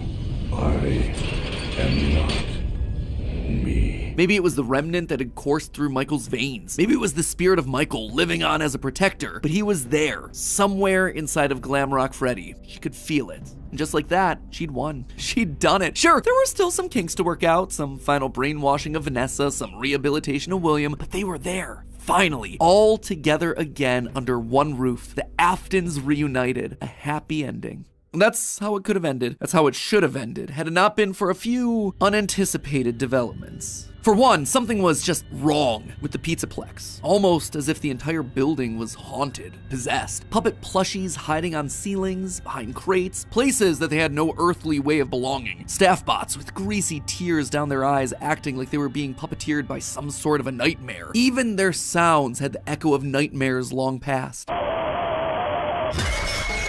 It was as though a guardian spirit of the past refused to move on. As long as her husband was around, it too would linger. Only now, it wasn't just in one body, but it was in the essence of the building itself. She had seen stories of houses built on burial grounds getting possessed by angry spirits, but she'd never assumed that it could be real. Then again, in a world of living spirit metal and mind-controlling glitches, who was she to be so judgmental? The whole thing was ridiculous. Why would this be the line that she refused to cross? After all, the Pizzaplex was built over the burial ground of angry spirits, but it was the power cords that finally convinced her that something was wrong. Suddenly, these cords were striped black and white, like the security puppet from generations ago. The very foundations of this place, the materials and wires that constituted it, were rebelling against her, against the Aftons, against the quest to bring them all together again. And it was being helped by something else, something slithering through the building. Maybe they were connected, she couldn't be sure, but a blob of living wires could be heard oozing through the walls, stealing pieces and parts of the old animatronics showcased in Rockstar Row. She could only assume that it was a byproduct of all the remnant they'd been collecting. From Afton's testing, she knew that both light and dark remnant existed, one of positive emotions and the other created from anguish, anger, agony. Perhaps this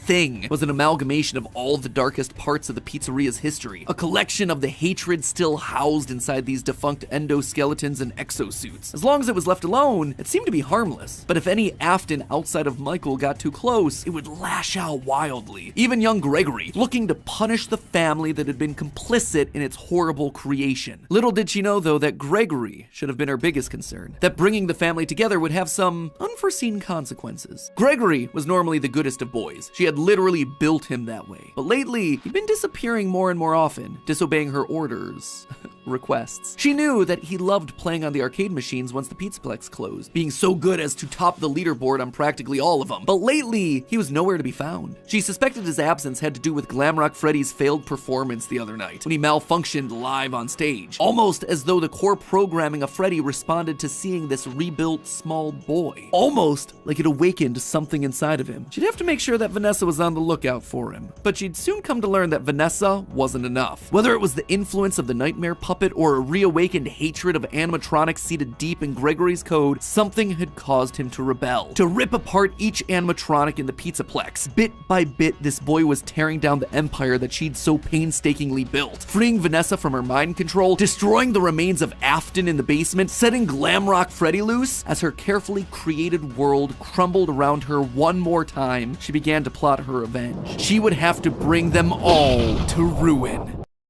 Okay, first let me catch you up on the big Fnaf drama. Let me set the stage. It's April. All of Team Theorist over here has just finished slaving away on our massive timeline for the series. We've done it. We are on the beach, coconut drinks in our hands, eager to take a break from the franchise until Ruin's release later in the year. But nope. Scott had himself some other plans. He smacked those beverages clean out of our hands and released 3 new books: Submechanophobia, The Bobby Dots Conclusion, and Nexi. Now, normally that wouldn't be too much of a concern, right? Books tied to this franchise have been coming out for years. It's just part of the content treadmill at this point, and it's not like they tend to add a whole lot. Only one in like every 6 stories is even remotely lore relevant, and even then the connection back to the games only exists if you squint at it. But oh no, friends, not this time. Across the 3 books, story after story after story seems to have significant lore implications. And not only that, they're also much more direct in the way that the information is presented, with characters and events mapping largely one for one onto characters and events from the games. If you're not in the habit of reading these things, and let's be honest, why would you when I could just do the homework for you, what I'm talking about might be a bit confusing, so I'm just gonna explain by way of example. In GGY, one of the 4 stories that set the internet on fire, a young boy named Greg, with brown hair and big brown eyes, is a master hacker who's been reprogramming the animatronics at the Pizzaplex for evil deeds, including bumping off 3 school counselors that seem to be getting too close to the truth. He also has himself a habit of being really good at the Pizzaplex's arcade games, leaving behind his initials GGY at the top of the game's leaderboards. Now, compare that information to what we get in the games. There's a young boy named Gregory with brown hair and big brown eyes who seems to be Patient 46, a master hacker that's reprogramming the animatronics at the Pizzaplex for evil deeds, including bumping off 3 therapist characters that also seem to be getting too close to the truth. He also has himself the habit of leaving the letters GGY at the top of the leaderboards at various arcade cabinets throughout the Pizzaplex. Now that right there, that is not counting animatronic toes and trying to match up striped shirts. That is about as explicit of a one-to-one parallel that you get for this franchise. So when the story also reveals that Greg's nickname is Rab, aka Dr. Rabbit, you stand up and take notice. And you know what? The internet sees it. They recognize the connections and how important the books have suddenly become. No longer am I out there on my own little island shouting into the void about using the books to inform our speculation about the lore. Finally, the internet agrees with me. To me, this is a huge step in the right direction in terms of figuring out the wider lore of the franchise. You know, there's just one teeny tiny little problem with this. No one can quite agree just how seriously to take this lore. After years of denying the book's canonicity, there's suddenly been a massive swing of the pendulum the complete other way, where now many pockets of the Fnaf community vehemently believe that these most recent stories are fully canon with the games. In other words, we're no longer talking about an alternate universe where events are similar to the games, but with slight differences. Oh no. Now the debate is all about whether what you read in the books also happened in the Pizzaplex that we play through in the games. So before we dive into that can of worms, let's just talk about the stories themselves. I already filled you in on GGY, which means it's time to talk about the other 3 which tell themselves a connected timeline of events, starting with the first, the Mimic. This is the one that everyone has been losing their collective minds over. This story tells the tale of Edwin, a genius inventor and single father, and his hyperactive son, David. Basically, Edwin is overworked. Years ago, he sold his struggling robotics company to Fazbear Entertainment, who now has him hard at work turning their, quote, weird costumes into entertaining robots, with the first one that he's working on being a bright yellow chick. There's just one problem here, David. David is 4 in all the best and worst ways possible. It means that he's sweet and excitable, but it also means that he's moody and demands a lot of time and attention. 2 things that Edwin does not have. So to fix his problem and get himself more work time, Edwin creates a piece of software known as Mimic 1. Using some spare robot parts, he makes a legless endoskeleton that's able to copy everything that David does. Basically, this thing's an AI that's using David as his training data. And while Mimic 1 starts by merely copying David, pretty soon it's able to respond on its own, independently. And David loves this thing, which means that Edwin is finally able to disappear into his work. Everything seems to be going well until tragedy strikes. An unsupervised David runs out into the middle of a busy highway and is killed. Edwin is devastated, and he takes all his rage out on the Mimic, this robot that continues to behave like his son, infusing the metal of the bot with pure agony. We then flash forward in time to Edwin being gone, and the Mimic roaming the halls of his abandoned home, a brutal killer still in possession of David's childlike tendencies. So, does any of that sound familiar? Cause it should. It's Henry Emily, a genius inventor who helped create the robots of Fazbear Entertainment, a man who also happens to be a single father whose only child dies in a tragic accident when they decide to run outside, a creator whose first project was Chica. Now, that alone would be plenty of connected dots, but the story continues to hammer home the parallels between these 2 men. In past videos, I've talked a lot about Henry's signature animatronic design, the hinged jaws that we see on the original animatronics, as well as the Rockstar animatronics. Well, guess what? This is how Edwin decided to build the Mimic. Quote, under the eye housing, Edwin had welded in place a hinged jaw. Speaking of Edwin's robots, do you know what Edwin's first business project was? He made robotic vacuum cleaners, presumably like the ones that we see in Fnaf 6. Edwin and Henry even share the same sandy brown hair color. But the other big parallel that the story gives us is when Edwin destroys the Mimic. The way this event is described is very similar to when Henry built the final Charlie bot from the 4th Closet novel. Here's how it's described in Tales of the Pizzaplex. You can almost feel his murderous thoughts pouring through his muscles, transfusing through the metal into Mimic systems. And here's what happens when Henry builds the Charlie bot after her death. Quote from that book: "When Henry began to make the fourth, his despair turned to rage. He seethed as he soldered her skeleton together, pouring his anger into the forge where he shaped her very bones. It was not Charlotte drenched in grief, it was made alive with Henry's fury." In both instances, we have men who have instilled their creations, animatronics that are literal stand-ins for their dead kids, with the pain and rage of loss. If that's not a solid connection, I don't know what is. Even from a timeline perspective, Edwin being Henry makes a lot of sense. In the Mimic, they specifically call out that he's 24 years old. After the death of his son, he disappears. But then, in another tale from the Pizzaplex, this one called The Storyteller, we meet up with Edwin 40 years later, at the point that he decides to return to the Fazbear franchise to sit on their board of directors. Again, the books make a very specific point to call out all these dates. So why? What's the big deal here? Well, if Edwin is truly the parallel for Henry, Henry lost his daughter Charlie in 1983. We're not exactly sure when he leaves the company, but we definitely know when he comes back, 2023, as evidenced by the numerical code in Fnaf 6. 40 years later. A perfect match to the time frame that the books have laid out. In short, Edwin has to be Henry, which means, in a very cool twist, our early franchise timeline was almost perfectly correct. In that video, I said that William Afton's company specialized in hand-sewn mascot suits, and that Henry, when he was brought in, was the one responsible for turning those suits into animatronics. That prediction right there, that was right on the money. I was also on the right track when I said that one of the two founders had their failing company get bought out. I was just wrong about which one. In that timeline video, I suggested that Afton made Fazbear Entertainment, but eventually ran out of money and had to be bailed out by Henry. But as this story shows, it's actually the other way around. Henry was ultimately the one that was bought out. And in one final parallel between the books and the games, the story actually describes the Fazbear exec that gets Edwin to sign away his business as Portly, which connects all the way back to the Silver Eyes, where Afton was described in a similar way. Quote, "Afton was as robust and lively as Henry was withdrawn and shadowy. He was a hefty man who had the ruddy geniality of a financially shrewd Santa Claus." Okay, cool, so we've got some confirmation on some early parts of the franchise, but what does any of this mean for Security Breach? Well, that's where the second Edwin story comes in, the Storyteller. In this one, we rejoin Edwin 40 years later. Because of his importance to the early days of Fazbear Entertainment, he now sits on the board of directors, a fact that does not land too well with the current head of the board, Mr. Burrows. Get it? His name's Burrows because everyone's always connected to rabbits. Anyway, to cut costs at the Pizzaplex, Mr. Burrows decides to lay off the entire creative department, instead replacing them with a generative AI that's capable of creating new storylines for all the characters. Basically, this thing is like ChatGPT on steroids. This, understandably, upsets Edwin, who apparently has gone from engineering nerd to creative heart of the company. But he's not just a WGA member that's upset about some Writers Guild's rights. What makes matters worse is the fact that Mr. Burrows isn't using just any AI, he's installing Mimic 1, the same program that Edwin created, the one that was trained by his son 40 years prior. When they install it, it even comes in the form of his son's favorite toy, a white tiger head. And here's where things start to get real crazy. This AI controls everything in the Pizzaplex. It runs through a large central tree of wires that are connected through the walls, even tapping into things like the animatronics themselves. In fact, once the Mimic 1 program gets installed, the behavior of all the animatronics starts to change from their normal personalities into something that's a bit more like a 4-year-old. They start to become possessive. They get into tug-of-war matches over toys. They sulk in the corner and cry. David is somehow getting infused into everything that this AI touches. Eventually, Edwin attempts to shut the Mimic 1 program down, but he dies in the process. However, in his final moments, he attempts to communicate with his son inside the AI. You see, in the Mimic story, Edwin watches David communicating with his robot buddy using a made-up language described like this. Quote, "David and Mimic had been doing all manner of odd little drawings that were surrounded by markings that looked vaguely like hieroglyphics. Edwin then uses this same language to communicate with the Mimic software at the end of the Storyteller. Quote again, every sheet of paper was covered with odd stick drawings and strange symbols that were not at all familiar to Mr. Burrows. Squiggles, squares, loops, triangles within triangles." So why is this story such a big deal right now in the FNAF community? Well, everyone knows it's important, it's just that no one can truly settle on what it's trying to say, which means it's time for me to do my best to try and break it all down. Now, I've already mentioned the parallels between Edwin and Henry, but what that also suggests is that Edwin's son David may just be an analog for Henry's only child, Charlie. Not that they're one and the same or following the exact chain of events, but rather that where David goes in the books, we should be looking for Charlie to follow in the games. And in the story, the Mimic 1 AI that was trained using David winds up controlling the Pizzaplex and all its animatronics via an intricate system of wires. This, to me, is the book suggesting that we should probably be looking for Charlie to be doing the same thing in the game. games. And wouldn't you know it, but there is a lot of evidence to suggest exactly that. Throughout Security Breach, there are wires everywhere. Black and white striped wires that look very similar to everyone's favorite possessed puppet, Charlie. There are also the staff bots roaming around looking like a twisted version of the puppet. We also see several unexplained Nightmarion plushies hidden in strange locations throughout the building, again suggesting that an angry version of Charlie may just be at work within the walls of the building. During my complete timeline, I suggested that the reason we were seeing so much puppet imagery throughout the Pizzaplex is because Charlie's possessing the building poltergeist style. Just like the house in that movie is possessed by angry spirits, the Pizzaplex is haunted by Charlie because it's built on top of the location of the FNAF 6 fire. Basically, her physical form may be gone, but her spirit is still going to haunt the building until Afton is destroyed. And again, I think that this latest story confirms that I was close about the what, but not necessarily about the how. Charlie is still very much here, but it's not a haunting, it's technological. And look at this. The wires are even formed in such a way that they look like the trunk and branches of a tree, exactly the way the Mimic's wires are described to run through the Pizzaplex in the book. Just like David's consciousness infected everything in the Pizzaplex during the Tale story, so too is Charlie infecting everything in the Pizzaplex of the games. But that's not all. Remember that in the book, Edwin uses an elaborate code of symbols, sticks, and shapes to communicate with his son inside of the Pizzaplex. It's designed as an elaborate code of triangles within triangles. That right there, that is the wall code in Security Breach's secret room. Remember that one? If not, here's the abbreviated translation. Break and mend, I built the breath. They hunt now, drawn to life. The storyteller here is giving us a clue that this wall code, these triangles within triangles, they were written by Henry. How? When? Not sure. Honestly, we hadn't even considered him as a possible person to have written this because he was supposed to be dead in the FNAF 6 fire. But if you look at the text with him in mind, the pieces all fit. Henry did build the breath. He was the creator of the animatronics. And in all stories about Henry, we hear about him repurposing old robotic parts. He is breaking and mending them. But midway through, this coded message starts to switch tones. It starts giving instructions. Quote again, dodge, duck, flash, shoot, crawl, run, crush the vile band. Your life, your aim will save those with soul. He's teaching someone their mission. He's giving some robotic AI their instructions, just like Edwin was trying to communicate with the AI in the book. It is their task to save those with soul. But look specifically at the verbs that are written here, especially shoot and flash. This one has to be talking to Gregory. Not only is he the one that's crushing the vile band of the Pizzaplex, all of those actions are things that he performs in the game. He is the only one shooting with the Faz Blaster. He is the only one flashing with the Faz Cam. It seems like Henry, in a last failsafe against Fazbear, may have built a protector using an AI program and spoke to it using his triangle within triangle code. And that protector has to be Gregory. I know,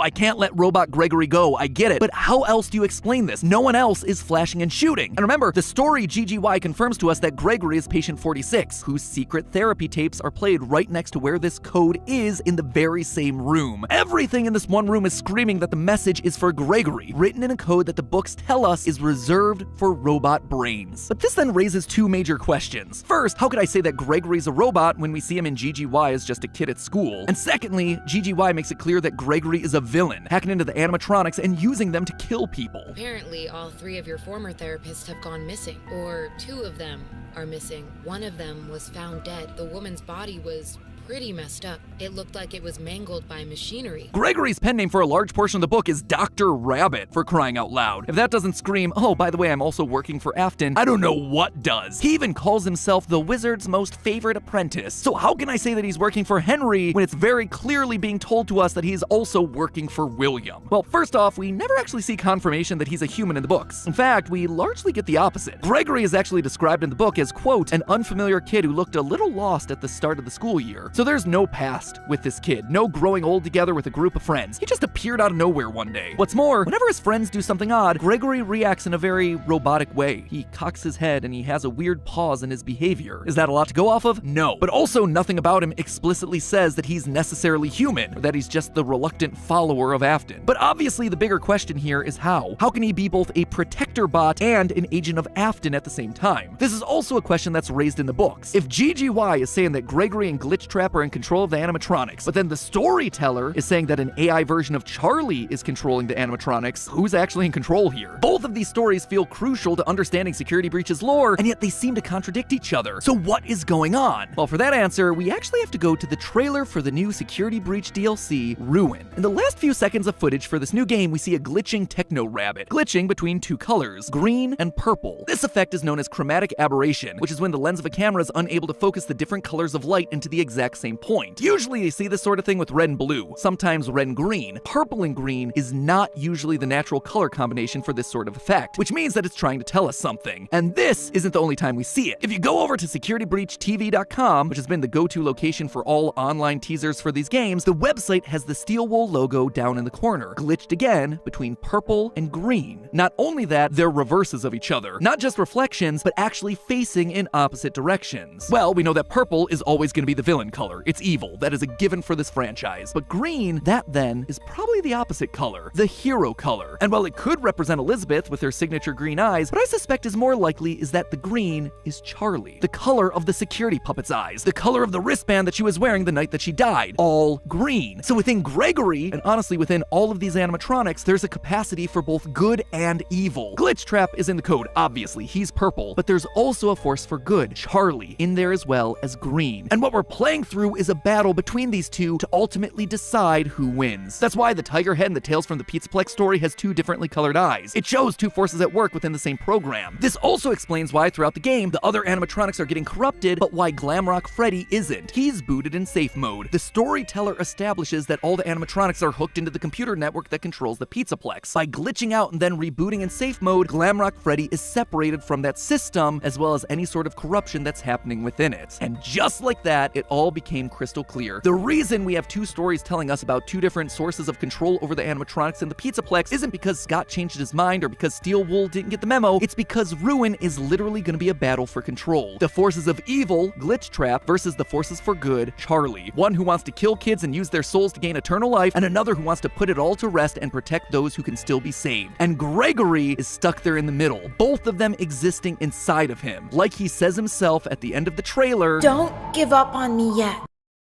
AI. Now, obviously AI has been the buzzword of 2023, talking about how powerful it is, fears about it taking our jobs, concerns about the ethics of it. If you read an article online, there's a chance that it's been written by ChatGPT. See some cool artwork that just won a competition? Turns out Dolly made it. Watch a cool YouTube video? Geez, MatPat, you're using a lot of power. You wouldn't last 1 minute playing 2020 mode, which I totally beat on my first try, by the way. There's a chance that those voices were produced by AI. But for all the talk about it, what exactly is AI? Basically, artificial intelligence is a machine's ability to think like a human. You feed the machine a bunch of data, and the computer brain is able to learn from it. It ingests all that information and then makes decisions based on that data moving forward. It actually closely parallels the way that we learn. We also ingest data from our environment and then use that data to make our decisions. And just like with a human, the more data that you're feeding into these things, the more sophisticated and well-rounded the responses become, and the more lifelike it seems. Well, within reason. You see, there's a problem with all of this. You have to be careful about the data that you're feeding it. If you aren't properly filtering the information that's being ingested, making sure that it's factual and unbiased, then bad things are gonna start to happen. If I put in a bunch of misinformation, the responses I get back are just gonna be wrong. And that makes sense, right? The computer doesn't know any better. It only knows what we tell it. But things can actually get a lot worse than that. What if I put in a bunch of hateful opinions or biases? Well, that's exactly what you're gonna get back. You're gonna get a dark reflection of that data. And we saw that exact situation play out live in real time over on Twitch last year. Back in December of 2022, one of the big trends was an AI-generated show called Nothing Forever. This show was designed to parody the old comedy series Seinfeld, with its dialogue and assets all being generated by AI in real time. ChatGPT for the scripts, DALL-E, Stable Diffusion, a few others. And I gotta say, it was impressive. Not only was this thing a pretty darn accurate replica of the classic series, but it was also just cool to see how all these systems could work together to make something entirely brand new. But then one day, GPT-3 experienced outages, prompting the creators to switch over to a different AI chat system, one that was less filtered, one that was less sophisticated with its ingested data. All of a sudden, the jokes the AI was making in the show became harmful and abusive. Characters started using slurs and making hateful jokes, and the show got suspended from Twitch. Bad data equals bad results. But then, how does this all apply to Fnaf? Well, each new Tales of the Pizzaplex book has leaned more and more into AI. In The Mimic, we watch as Edwin, a close parallel to Henry from the games, makes an AI program to help entertain his son while he's away at work. In The Storyteller, we watch as that same AI system gets installed. all and starts controlling the entirety of the Pizzaplex. In the epilogues, we watch as an AI program takes its ingested data too seriously, ripping the arms and legs off of people, wrongly assuming them to be robots. Bad data again yielding bad results. And the newest story, The Monty Within, makes all of this crystal clear when a boy named Kane gives a presentation about the human brain. He proposes that the left hemisphere of the brain is essentially like a computer, an AI within every person. That AI is then responsible for all the negative self-talk and flaws that human beings have. Quote from the story, "My point is that AI can only use what it's given. When the AI has bad data, it can turn into something that's harmful to itself and to the systems around it." The actual theory that this guy's spouting is a little bit out there in terms of realism, but the fact that he specifically calls it the AI within, it's no coincidence. The new villain of Fnaf is rogue AI, unpoliced and then unleashed, with us humans helplessly trying to pick up the pieces too late and getting ripped to shreds in the process. But obviously all that's just happening in the books. Nothing like this actually exists in the games, otherwise we'd be aware of it, right? Right? It has been there and it's been under our noses the entire time. If you take this knowledge of AI from the books and start to take a look back through the games, you can see Scott sowing the seeds for these ideas as far back as Help wanted. In fact, I actually called this very plot twist 4 years ago. And again, to call this character William would be missing a huge chunk of this game's story. This isn't William. It's no longer the same guy. He's now an AI replicating the behaviors of William. To truly unpack what I'm talking about here, we have to actually rewind all the way back to FNAF VR and the origins of Glitch Trap. It's hard to remember this now, but when the happy waving bunny virus first filled our screens, there was a lot of confusion about what exactly he was. Was this the spirit of Afton manifesting within the code, or was he just a digital copy of Afton? We're told in the game that... I mean, they sent us that stuff in the first place with no explanation, told us to scan it. It was just junk. Circuit boards and things like that. Look pretty old. Somehow though, there was usable code on some of it. He's Afton, scanned into the system off of circuit boards, but how exactly? Afton is and was always still a human. Why would his essence be on a circuit board? Back then, possession was the order of the day. Remnant, spirits infused into animatronic parts, and so for a long time we just collectively settled on the idea that Afton had somehow managed to escape his purgatory of Ultimate Custom Night by attaching a piece of his soul to a circuit board that was buried in the spring-lock suit that he was wearing. That circuit board then got scanned during the events of FNAF VR and AR, creating Glitch Trap, a virus that would then spread throughout Fazbear's systems, eventually passing into Vanessa. The series moved on, and we all moved on with it. But I would be lying if I said that this was the cleanest solution out there. The solution implied that Fazbear Entertainment went to the burned down FNAF 6 pizzeria, found the spring-lock suit with Afton's dead body still inside, and then just,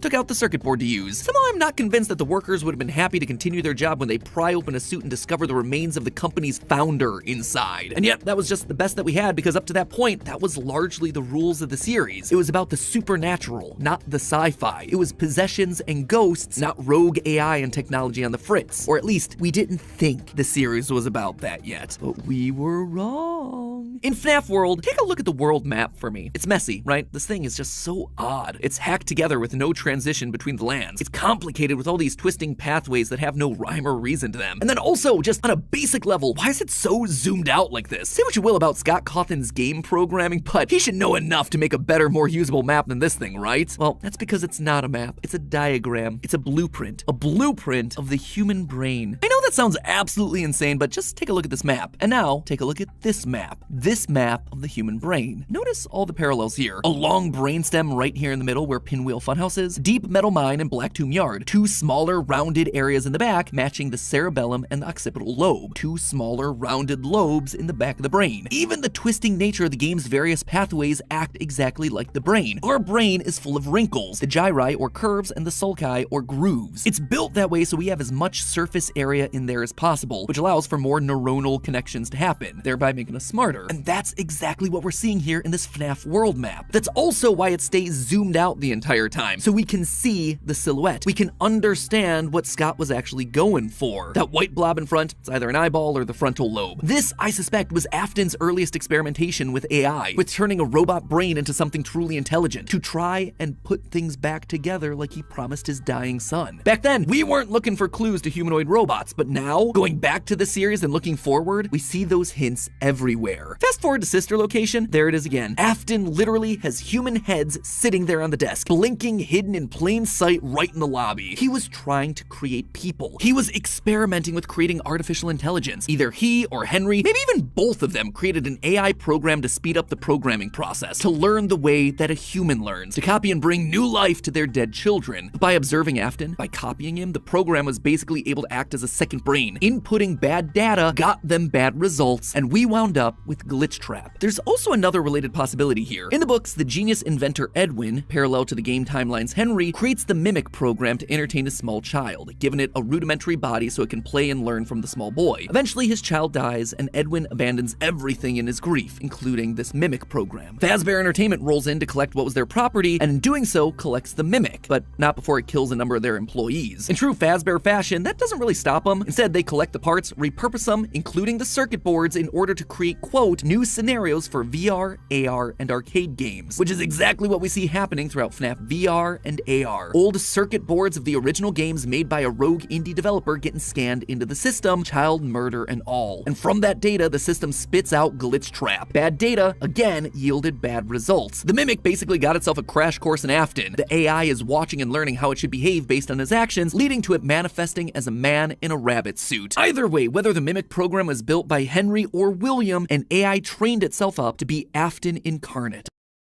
Burn Trap showing up during one of the endings of Security Breach was one of the weirdest and most frustrating things to ever happen in this franchise. We all collectively rolled our eyes and uttered his catchphrase, "I always come back," thinking, yeah, but did you really have to? It just raised more questions than it answered, like, how are you still alive? Was Henry wrong about Remnant being destroyed at high temperatures? Did Afton manage to escape the fire? It was nearly impossible to say. We had a few ideas that involved Vanessa repurposing Glamrock Bonnie's endoskeleton, but now I think we actually know the truth. And again, that truth is rooted in this AI concept. Probably the best and scariest part of Security Breach was the utility tunnels, a bunch of narrow passageways full of endoskeletons that only attack when you're looking at them. But throughout this area, there's also a lot of posters on the wall. Weird posters, all meant to teach the Glamrock endoskeletons how to behave, how to correctly hold a child's hand, how to play nicely with other kids, how to not scare a girl in a bed that has a bedspread and lamp of the FNAF 4 house. Hold on, that's not just any bed either, it's a hospital bed. Oh, that feels like it has huge implications for the lore of FNAF 4. Anyway, that is not my focus right now. The point is, the endoskeletons down there in the basement, they're being trained up. They're being taught. They're being educated one by one. Data is being ingested by their systems. My suspicion is that whoever's doing the training down there, they're trying to find the right mix of data, the right combination of inputs to get the desired output. But what would that desired output be? Afton. You see, these robots have clearly been tampered with. If you keep looking, you see one poster where the robot is being taught not to knock over the cake. But then the X has been crossed off and replaced with a purple check mark. Yes, we do want that bad behavior. When you see a hurt child, don't help them. But as one last reveal for this section of the game, in the big final room, we see an endoskeleton wearing purple bunny ears and another purple rabbit behind him. That right there is Vanny, messing around with the new Mimic line of Glamrock endoskeletons. It literally reveals her plan to turn one of them into the new Afton. She's finding the inputs that are required to create an army of evil Afton bots. She's looking for the data that produces her bad results. And that, ultimately, is what Burn Trap is. The body of Afton with the mind of a Mimic. The epilogues of the new book series take place in the FNAF 6 location under the Pizzaplex as it's being built. A new shipment of animatronics arrive, but one of these is unlike the others, looking burnt and mangled. Since they can't put this burned one up on stage with all the other new animatronics, one of the workers decides to program it to tear the heads and arms off of the junk endoskeletons that are just lying around. This obviously goes horrifically wrong, though, when the little robo decides to take his programming a bit too seriously. He starts ripping the heads and arms off of anything that looks humanoid, including construction workers and later a group of teens who sneak their way in the facility. We learn, alongside the teens, that this thing is also running a version of the Mimic program, and that it likes to wear costumes. It's also physically able to contort itself into any animatronic costume or shell that it needs to, expanding and contracting to fit any space or shape that it needs, even if that space is a human body. Quote, in a nanosecond, one of the Mimic's spidery legs reached out and peeled open the back of the blue dog costume. The instant instant the costume was breached, the mimic wormed its way past the edges of the matted blue fur. Shockingly, the mimic shoved itself inside the costume with Kelly. Lucia heard a sickening crunch. So hold on a minute. A mimic in the ruins of the Fnaf 6 pizzeria that likes wearing old costumes, even if there's already a human body inside, that right there, that is Burn Trap. That's why we see what are essentially new glam rock animatronic parts entwined with the old fleshy parts of Afton. It's not that Vanessa rebuilt the body and just decided that they'd make for good decoration. The mimic is literally contorting itself to fit in with what remains of Afton inside of his existing suit. So feed an AI program a bunch of data about a serial killer and boom, you get yourself a serial killer. But feed an AI too much data, or data that conflicts, things start to get messy in a hurry. Enter Tiger Rock. In the books, AI is represented by two main creatures. One is obviously the mimic that's roaming around in the basement like we just talked about, but the other is another version of the mimic program, Tiger Rock, an AI that's in charge of the Pizzaplex. A tiger that, very specifically, has mismatched blue and green eyes. A very literal way of showcasing the two clashing forces that are operating inside of it. But what exactly are those conflicting forces? The book never makes it clear. In our last theory, I spoke a lot about how Edwin and his son David are stand-ins for characters from the game timeline. One of the creators of Fazbear Entertainment, Henry, and his young daughter, Charlie. In the book, the mimic was built to copy David, and so presumably in the game, if the mimic's there, it would also be designed to potentially copy Charlie, who was sadly killed by William and goes on to possess the puppet. And wouldn't you know it, just like the David AI taking control of the Pizzaplex in the book, that's why we're seeing puppet imagery weirdly spaced throughout the game, in puppet-colored wires, weirdly placed plushies, painted staff bots. It's an AI that's taken over the operation of the Pizzaplex, infusing itself into the very wires of the building. That's why both the books and the game have conversations written in weird, mysterious, shape-based lettering. It shows us that the mimic program, Edwin's son, the entity controlling the Pizzaplex, the puppet, Charlie, and Henry are all connected. But while I am absolutely convinced that Charlie exists in the wires of the Pizzaplex, one thing that I haven't been able to answer yet is why all the imagery is evil. We're not seeing plushies of the marionette, we're seeing plushies of the nightmare puppet all over the Pizzaplex, the scary, evil version of the character. Why though? This character is not evil. If anything, this character is pure good. Is it because suddenly the puppet's vindictive? It's mad about being killed? Maybe it's angry that it's been summoned again to have to protect another generation of kids. No, I don't think so. In my last theory, I suspected that it had to do with Afton being mixed in with the puppet program. So you have these two competing codes, these two competing forces having to share one space, one body, for lack of a better word. And I think that I was really close on that one, but still not quite right. Think about it. Tiger Rock is very clearly meant to have a green eye and a blue eye. Green and blue. Charlie and Elizabeth, the puppet and baby. The protection of the puppet mixed with the violence and anger of Elizabeth. Throughout the books, Tiger Rock is depicted as having a duality about him. He's good and loving and fun, but then suddenly he turns sinister and threatening. There's this moment in one of his stories where he literally helps a kid like, quote, a puppet on a string. Doesn't get much more explicit than that. And yet later that same story, he just rolls up and rips the kid's arms clean off. No joke, that is how the story ends. It is very bizarre and dark. Do I have a lot of evidence to suggest that Elizabeth might be mixed in there? Yeah, I'd say I have like a medium amount. Outside of Baby's iconic blue eyes, we also have ourselves years of book canon establishing that Elizabeth and Charlie are often revealed to share the same body, most explicitly with the Fourth Closet novel. We also have this weird moment in the main Tiger Rock story where he takes the form of a white clock face. This moment comes out of nowhere and is unlike anything else in the story, but where have we seen that sort of thing before? Sister Location and the white baby-faced clock. Let's just call it a theorist hunch. I suspect that that is why both the puppet and baby are deactivated when we see their masks in the blob. Their actual AI code, their spirits, whatever you want to call them, they're off elsewhere. They're in a separate AI entity, the wires of the building. But speaking of the blob, the AI theory also solves that one too. So Daddy AI is down in the basement, and the AI trained on the two warring daughters is fighting for control up in the Pizzaplex itself. What about the blob then? Well, the blob is just everything else. It's the mixed data. It's the AI when you feed it too much information. When you open the entirety of the internet to ChatGPT, a confusing mess of wires and information and a lot of angry people. As Glamrock Freddy says, my friends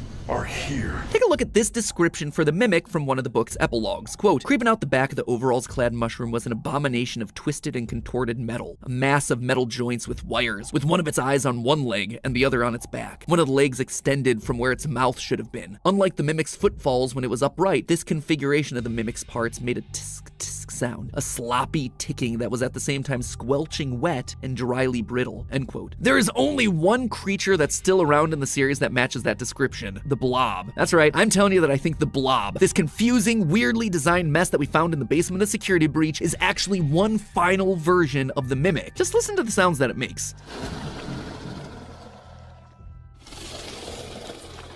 Its appearance and the sounds that it make match how it's described in the book almost word for word. A twisted body that's able to grow and shrink, slither into suits, expand and contract, a mass of twisted and contorted metal parts, wet yet dry sounding movement. It is absolutely him. There's even some in-game evidence to suggest that this is more than just speculation. The Fazwatch tells us that a huge amount of power goes down to the basement. We all thought that it was meant to keep Burntrap's body alive. But what if instead it's to keep the blob alive? In the books, whenever the mimic appears, the lights tend to flicker and go out as it draws power from anything around it. That also means the ending then, where the blob scoops up Afton, it's just him ingesting more data. The Afton data. It's all the data coming together, getting mixed up, getting more complicated inside that Freddy spaghetti. It's a mimic sweep. And, as I discussed in a previous theory, it's also why I suspect that Gregory is not who he says he is in the Ruin trailer. It's the mimic still. An AI now trained by watching Gregory's behavior throughout Security Breach, hearing Gregory's voice talking to Freddy. Bit by bit, this AI is absorbing everything around it, learning from it, assimilating it. And there you have it, my friends, nearly a decade in the making, my FNAF timeline for where the franchise is here in 2023, the year of Fazbear Frights, by the way. As always, it wouldn't be right for me to finish without going over some of the more controversial takes that I just handed out. I think we can all agree that this part of the timeline was always going to be the hardest, so let me just break down some of the major points. First of all, the biggest swing, and obviously the one that everything else rests upon, Mrs. Afton being the CEO of Fazbear Entertainment LLC. Here's why I went with this route. Now, first and foremost, the head of Fazbear Entertainment is the single biggest mystery that we're meant to solve at this point in the lore. The Ultimate Guide brings it up repeatedly. Who's running the show? Who is okaying these decisions? And in the Security Breach memos, we get multiple mentions of someone manipulating things from the top down. Whoever this is, they are the person driving forward every other facet of late-stage FNAF lore here. They're the puppet master who's hiring the indie dev. They're the ones relaunching the brand, building the Pizzaplex over the burial ground. So everything at the end of the timeline relies on this one singular answer. Now, as I see it, there are two possibilities here. One, an adult robot Elizabeth, like we see older versions of robot kids in the fourth closet, or Mrs. Afton. Could it be someone completely new to the franchise? Absolutely yes, but in a game with so many returning faces and repeated themes, it would be pretty random and arbitrary. So, between these two girl bosses, who then would it be? Well, Elizabeth always wants to please her daddy, so she'd be most likely wanting to bring him to life. But then, what's Vanessa's role in all of this? Vanessa is clearly meant to be a parallel for Elizabeth. Same hair, same eyes, similar backstories, but if the main goal is getting the Afton family back together, which seems to clearly be the case in Security Breach, then there's no need for Vanessa to be involved at all. We already have Elizabeth running the show. It would also mean that we suddenly have two robot kids running around, which feels narratively repetitive and quite frankly kind of dumb. Now look at Mrs. Afton. We know next to nothing about her outside of any clues that we can get from Immortal and the Restless and Bellora's song. But what her being head of Fazbear does is make every other piece of the lore fit. Suddenly, you can have one of every other type of character. One robot kid in Gregory, one brainwashed human in Elizabeth/Vanessa, one OG corpse in William, and one possessed animatronic in Mike. Narratively, it makes everything else cleaner. Legally, it's also the option that makes the most sense. As I call out in my narrative, she'd likely have some stake in the original company and all of its assets. So as Fazbear folds as a company, I'd suspect a lot of it would return back to her. But there was one clue that really sold me on this particular direction, and that was this right here, in the post-it room. The big lore central of Security Breach, a dinner table scene with the whole family, including the mother. And not only is she there, she is at the head of that table, the position of highest honor and responsibility. She is the one in charge, with William being relegated off to the side. That one scene shows that we have to include Mom in there somewhere, and the only place it makes sense for her to be is at the top. Now, there is one big dilemma with my interpretation of all this. The Ultimate Guide really seems to point out that the head of Fazbear doesn't want the glitch trap virus to spread. They call out one particular email in FNAF AR where the legal team calls a cease and desist to all action about scanning the circuit boards. And even in FNAF VR, we're told that the circuit boards get stolen back by the client, presumably once they realize what danger is on there, trying to stop glitch trap before he spreads and gets out of hand. Here's the problem with that though. If the head of Fazbear doesn't want Afton to rise again, why'd they restart the company in the first place? Why'd they build over the FNAF 6 pizzeria? Why'd they go through an elaborate cover-up to make the possessed Vanessa an important part of the company? Just doesn't make a whole lot of sense. It would be the most inconsistent series of actions ever, but I did want to call attention to it since it seems to be the route that the official guide is trying to steer us towards. Moving on to minor point number one, the Five Nights at Freddy's games were made by the Rogue indie developer. Here's the thing, FNAF VR opens with this line. That's why we have recreated many of these completely fictitious scenarios, lies that you've been fed over the last several years, into a hilarious VR game. It's recreating the lies told to you by the indie developer. And since Help Wanted has direct recreations of FNAFs 1 through 3, it means the games must be part of the fabrications that this developer made up. Also, all of this is heavily implied in the story of the same name, Help Wanted and Tales of the Pizzaplex, hence FNAF 1 through 3, canon games within the lore of the series. Big swing number 2, the elephant, or ghost in the room, Charlie infecting the Pizzaplex. John from the channel Fnaf has made some great findings about Charlie's influence over the Pizzaplex. The cables that looked like the striped arms of the puppet, the Nightmarion plushies that you find hidden across the Pizzaplex in weird places, the staff bots with creepy smiles and in your dreams written on the front. All of these things scream puppets. Plus, with the puppet mask not having tears in the blob, seems to imply that Charlie's spirit exists elsewhere. She is still in play, and she has an important role, especially in Gregory's post-it room. The doors to the post-it room in the game's code are called Charlie doors, and inside we see a bunch of lit up nightmare staff bot heads. Suspicious to say the least. The channel ID's Fantasy did a great theory looking at the post-it notes, concluding that the crying child / Gregory isn't alone in this room, but rather might be communicating with someone. A spirit, Charlie. Charlie's spirit seems to have pulled a poltergeist. Instead of controlling one thing, she's affecting a lot of little details, foundational elements of the Pizzaplex. And this isn't the first time that we've seen this in the franchise either. We've seen spirits communicating with people through physical writing in the survival logbook. So we know that this is an established means of spirit communication within this franchise. And I suspect that to some extent it might be Charlie's influence making Gregory go haywire. Which brings me then to my final and probably biggest controversy in recent FNAF history, Gregory as Patient 46, the evil robot mastermind. Now, I know when I first came out with this theory a year ago, people were mad. But here's the thing, you don't have to take my evidence points for it anymore. The recent Tales from the Pizzaplex story GGY basically goes and just outright proves it. In GGY, we find out about a boy named Gregory who's getting all the high scores in the Pizzaplex arcade machines. When therapists start to go missing, it's confirmed that GGY is the one that's working to bump them off. And when animatronics start getting corrupted by a mysterious glitch, GGY's letters are found inside the code. He even chooses the code name Dr. Rabbit, for crying out loud. But obviously by the time of security breach, Gregory is working against Burn Trap, Vanessa, and the animatronics. Why? How? Well, it's not really clear. I tend to believe that something must have happened to cause him to either lose his memory or be reset in some way. Maybe it was Charlie talking to him in his post-it room, maybe he hit his head, maybe it was the connection that he made with Mike on stage in Glamrock Freddy. Not exactly sure, and I don't think we have enough clues to solve any of it yet. But it makes sense from a story perspective why he'd start off evil on Afton's side and then switch to trying to destroy him and not knowing who he is in security breach. And with that, my friends, I'm wrapping this thing up. Congratulations, we are on page 40. 22,000 words of FNAF, baby. Practically just wrote myself a Tales of the Pizzaplex short story. Have I answered everything? No. Does everything fit cleanly? No. But does it feel like the best and most cohesive narrative for all these characters that addresses most of the evidence we're given? Yeah. For me, honestly, it really does. And with that, my friends, we can finally rest. I can leave the demon to its demons with one final reminder that it was all just a theory. A game theory. Thanks for watching.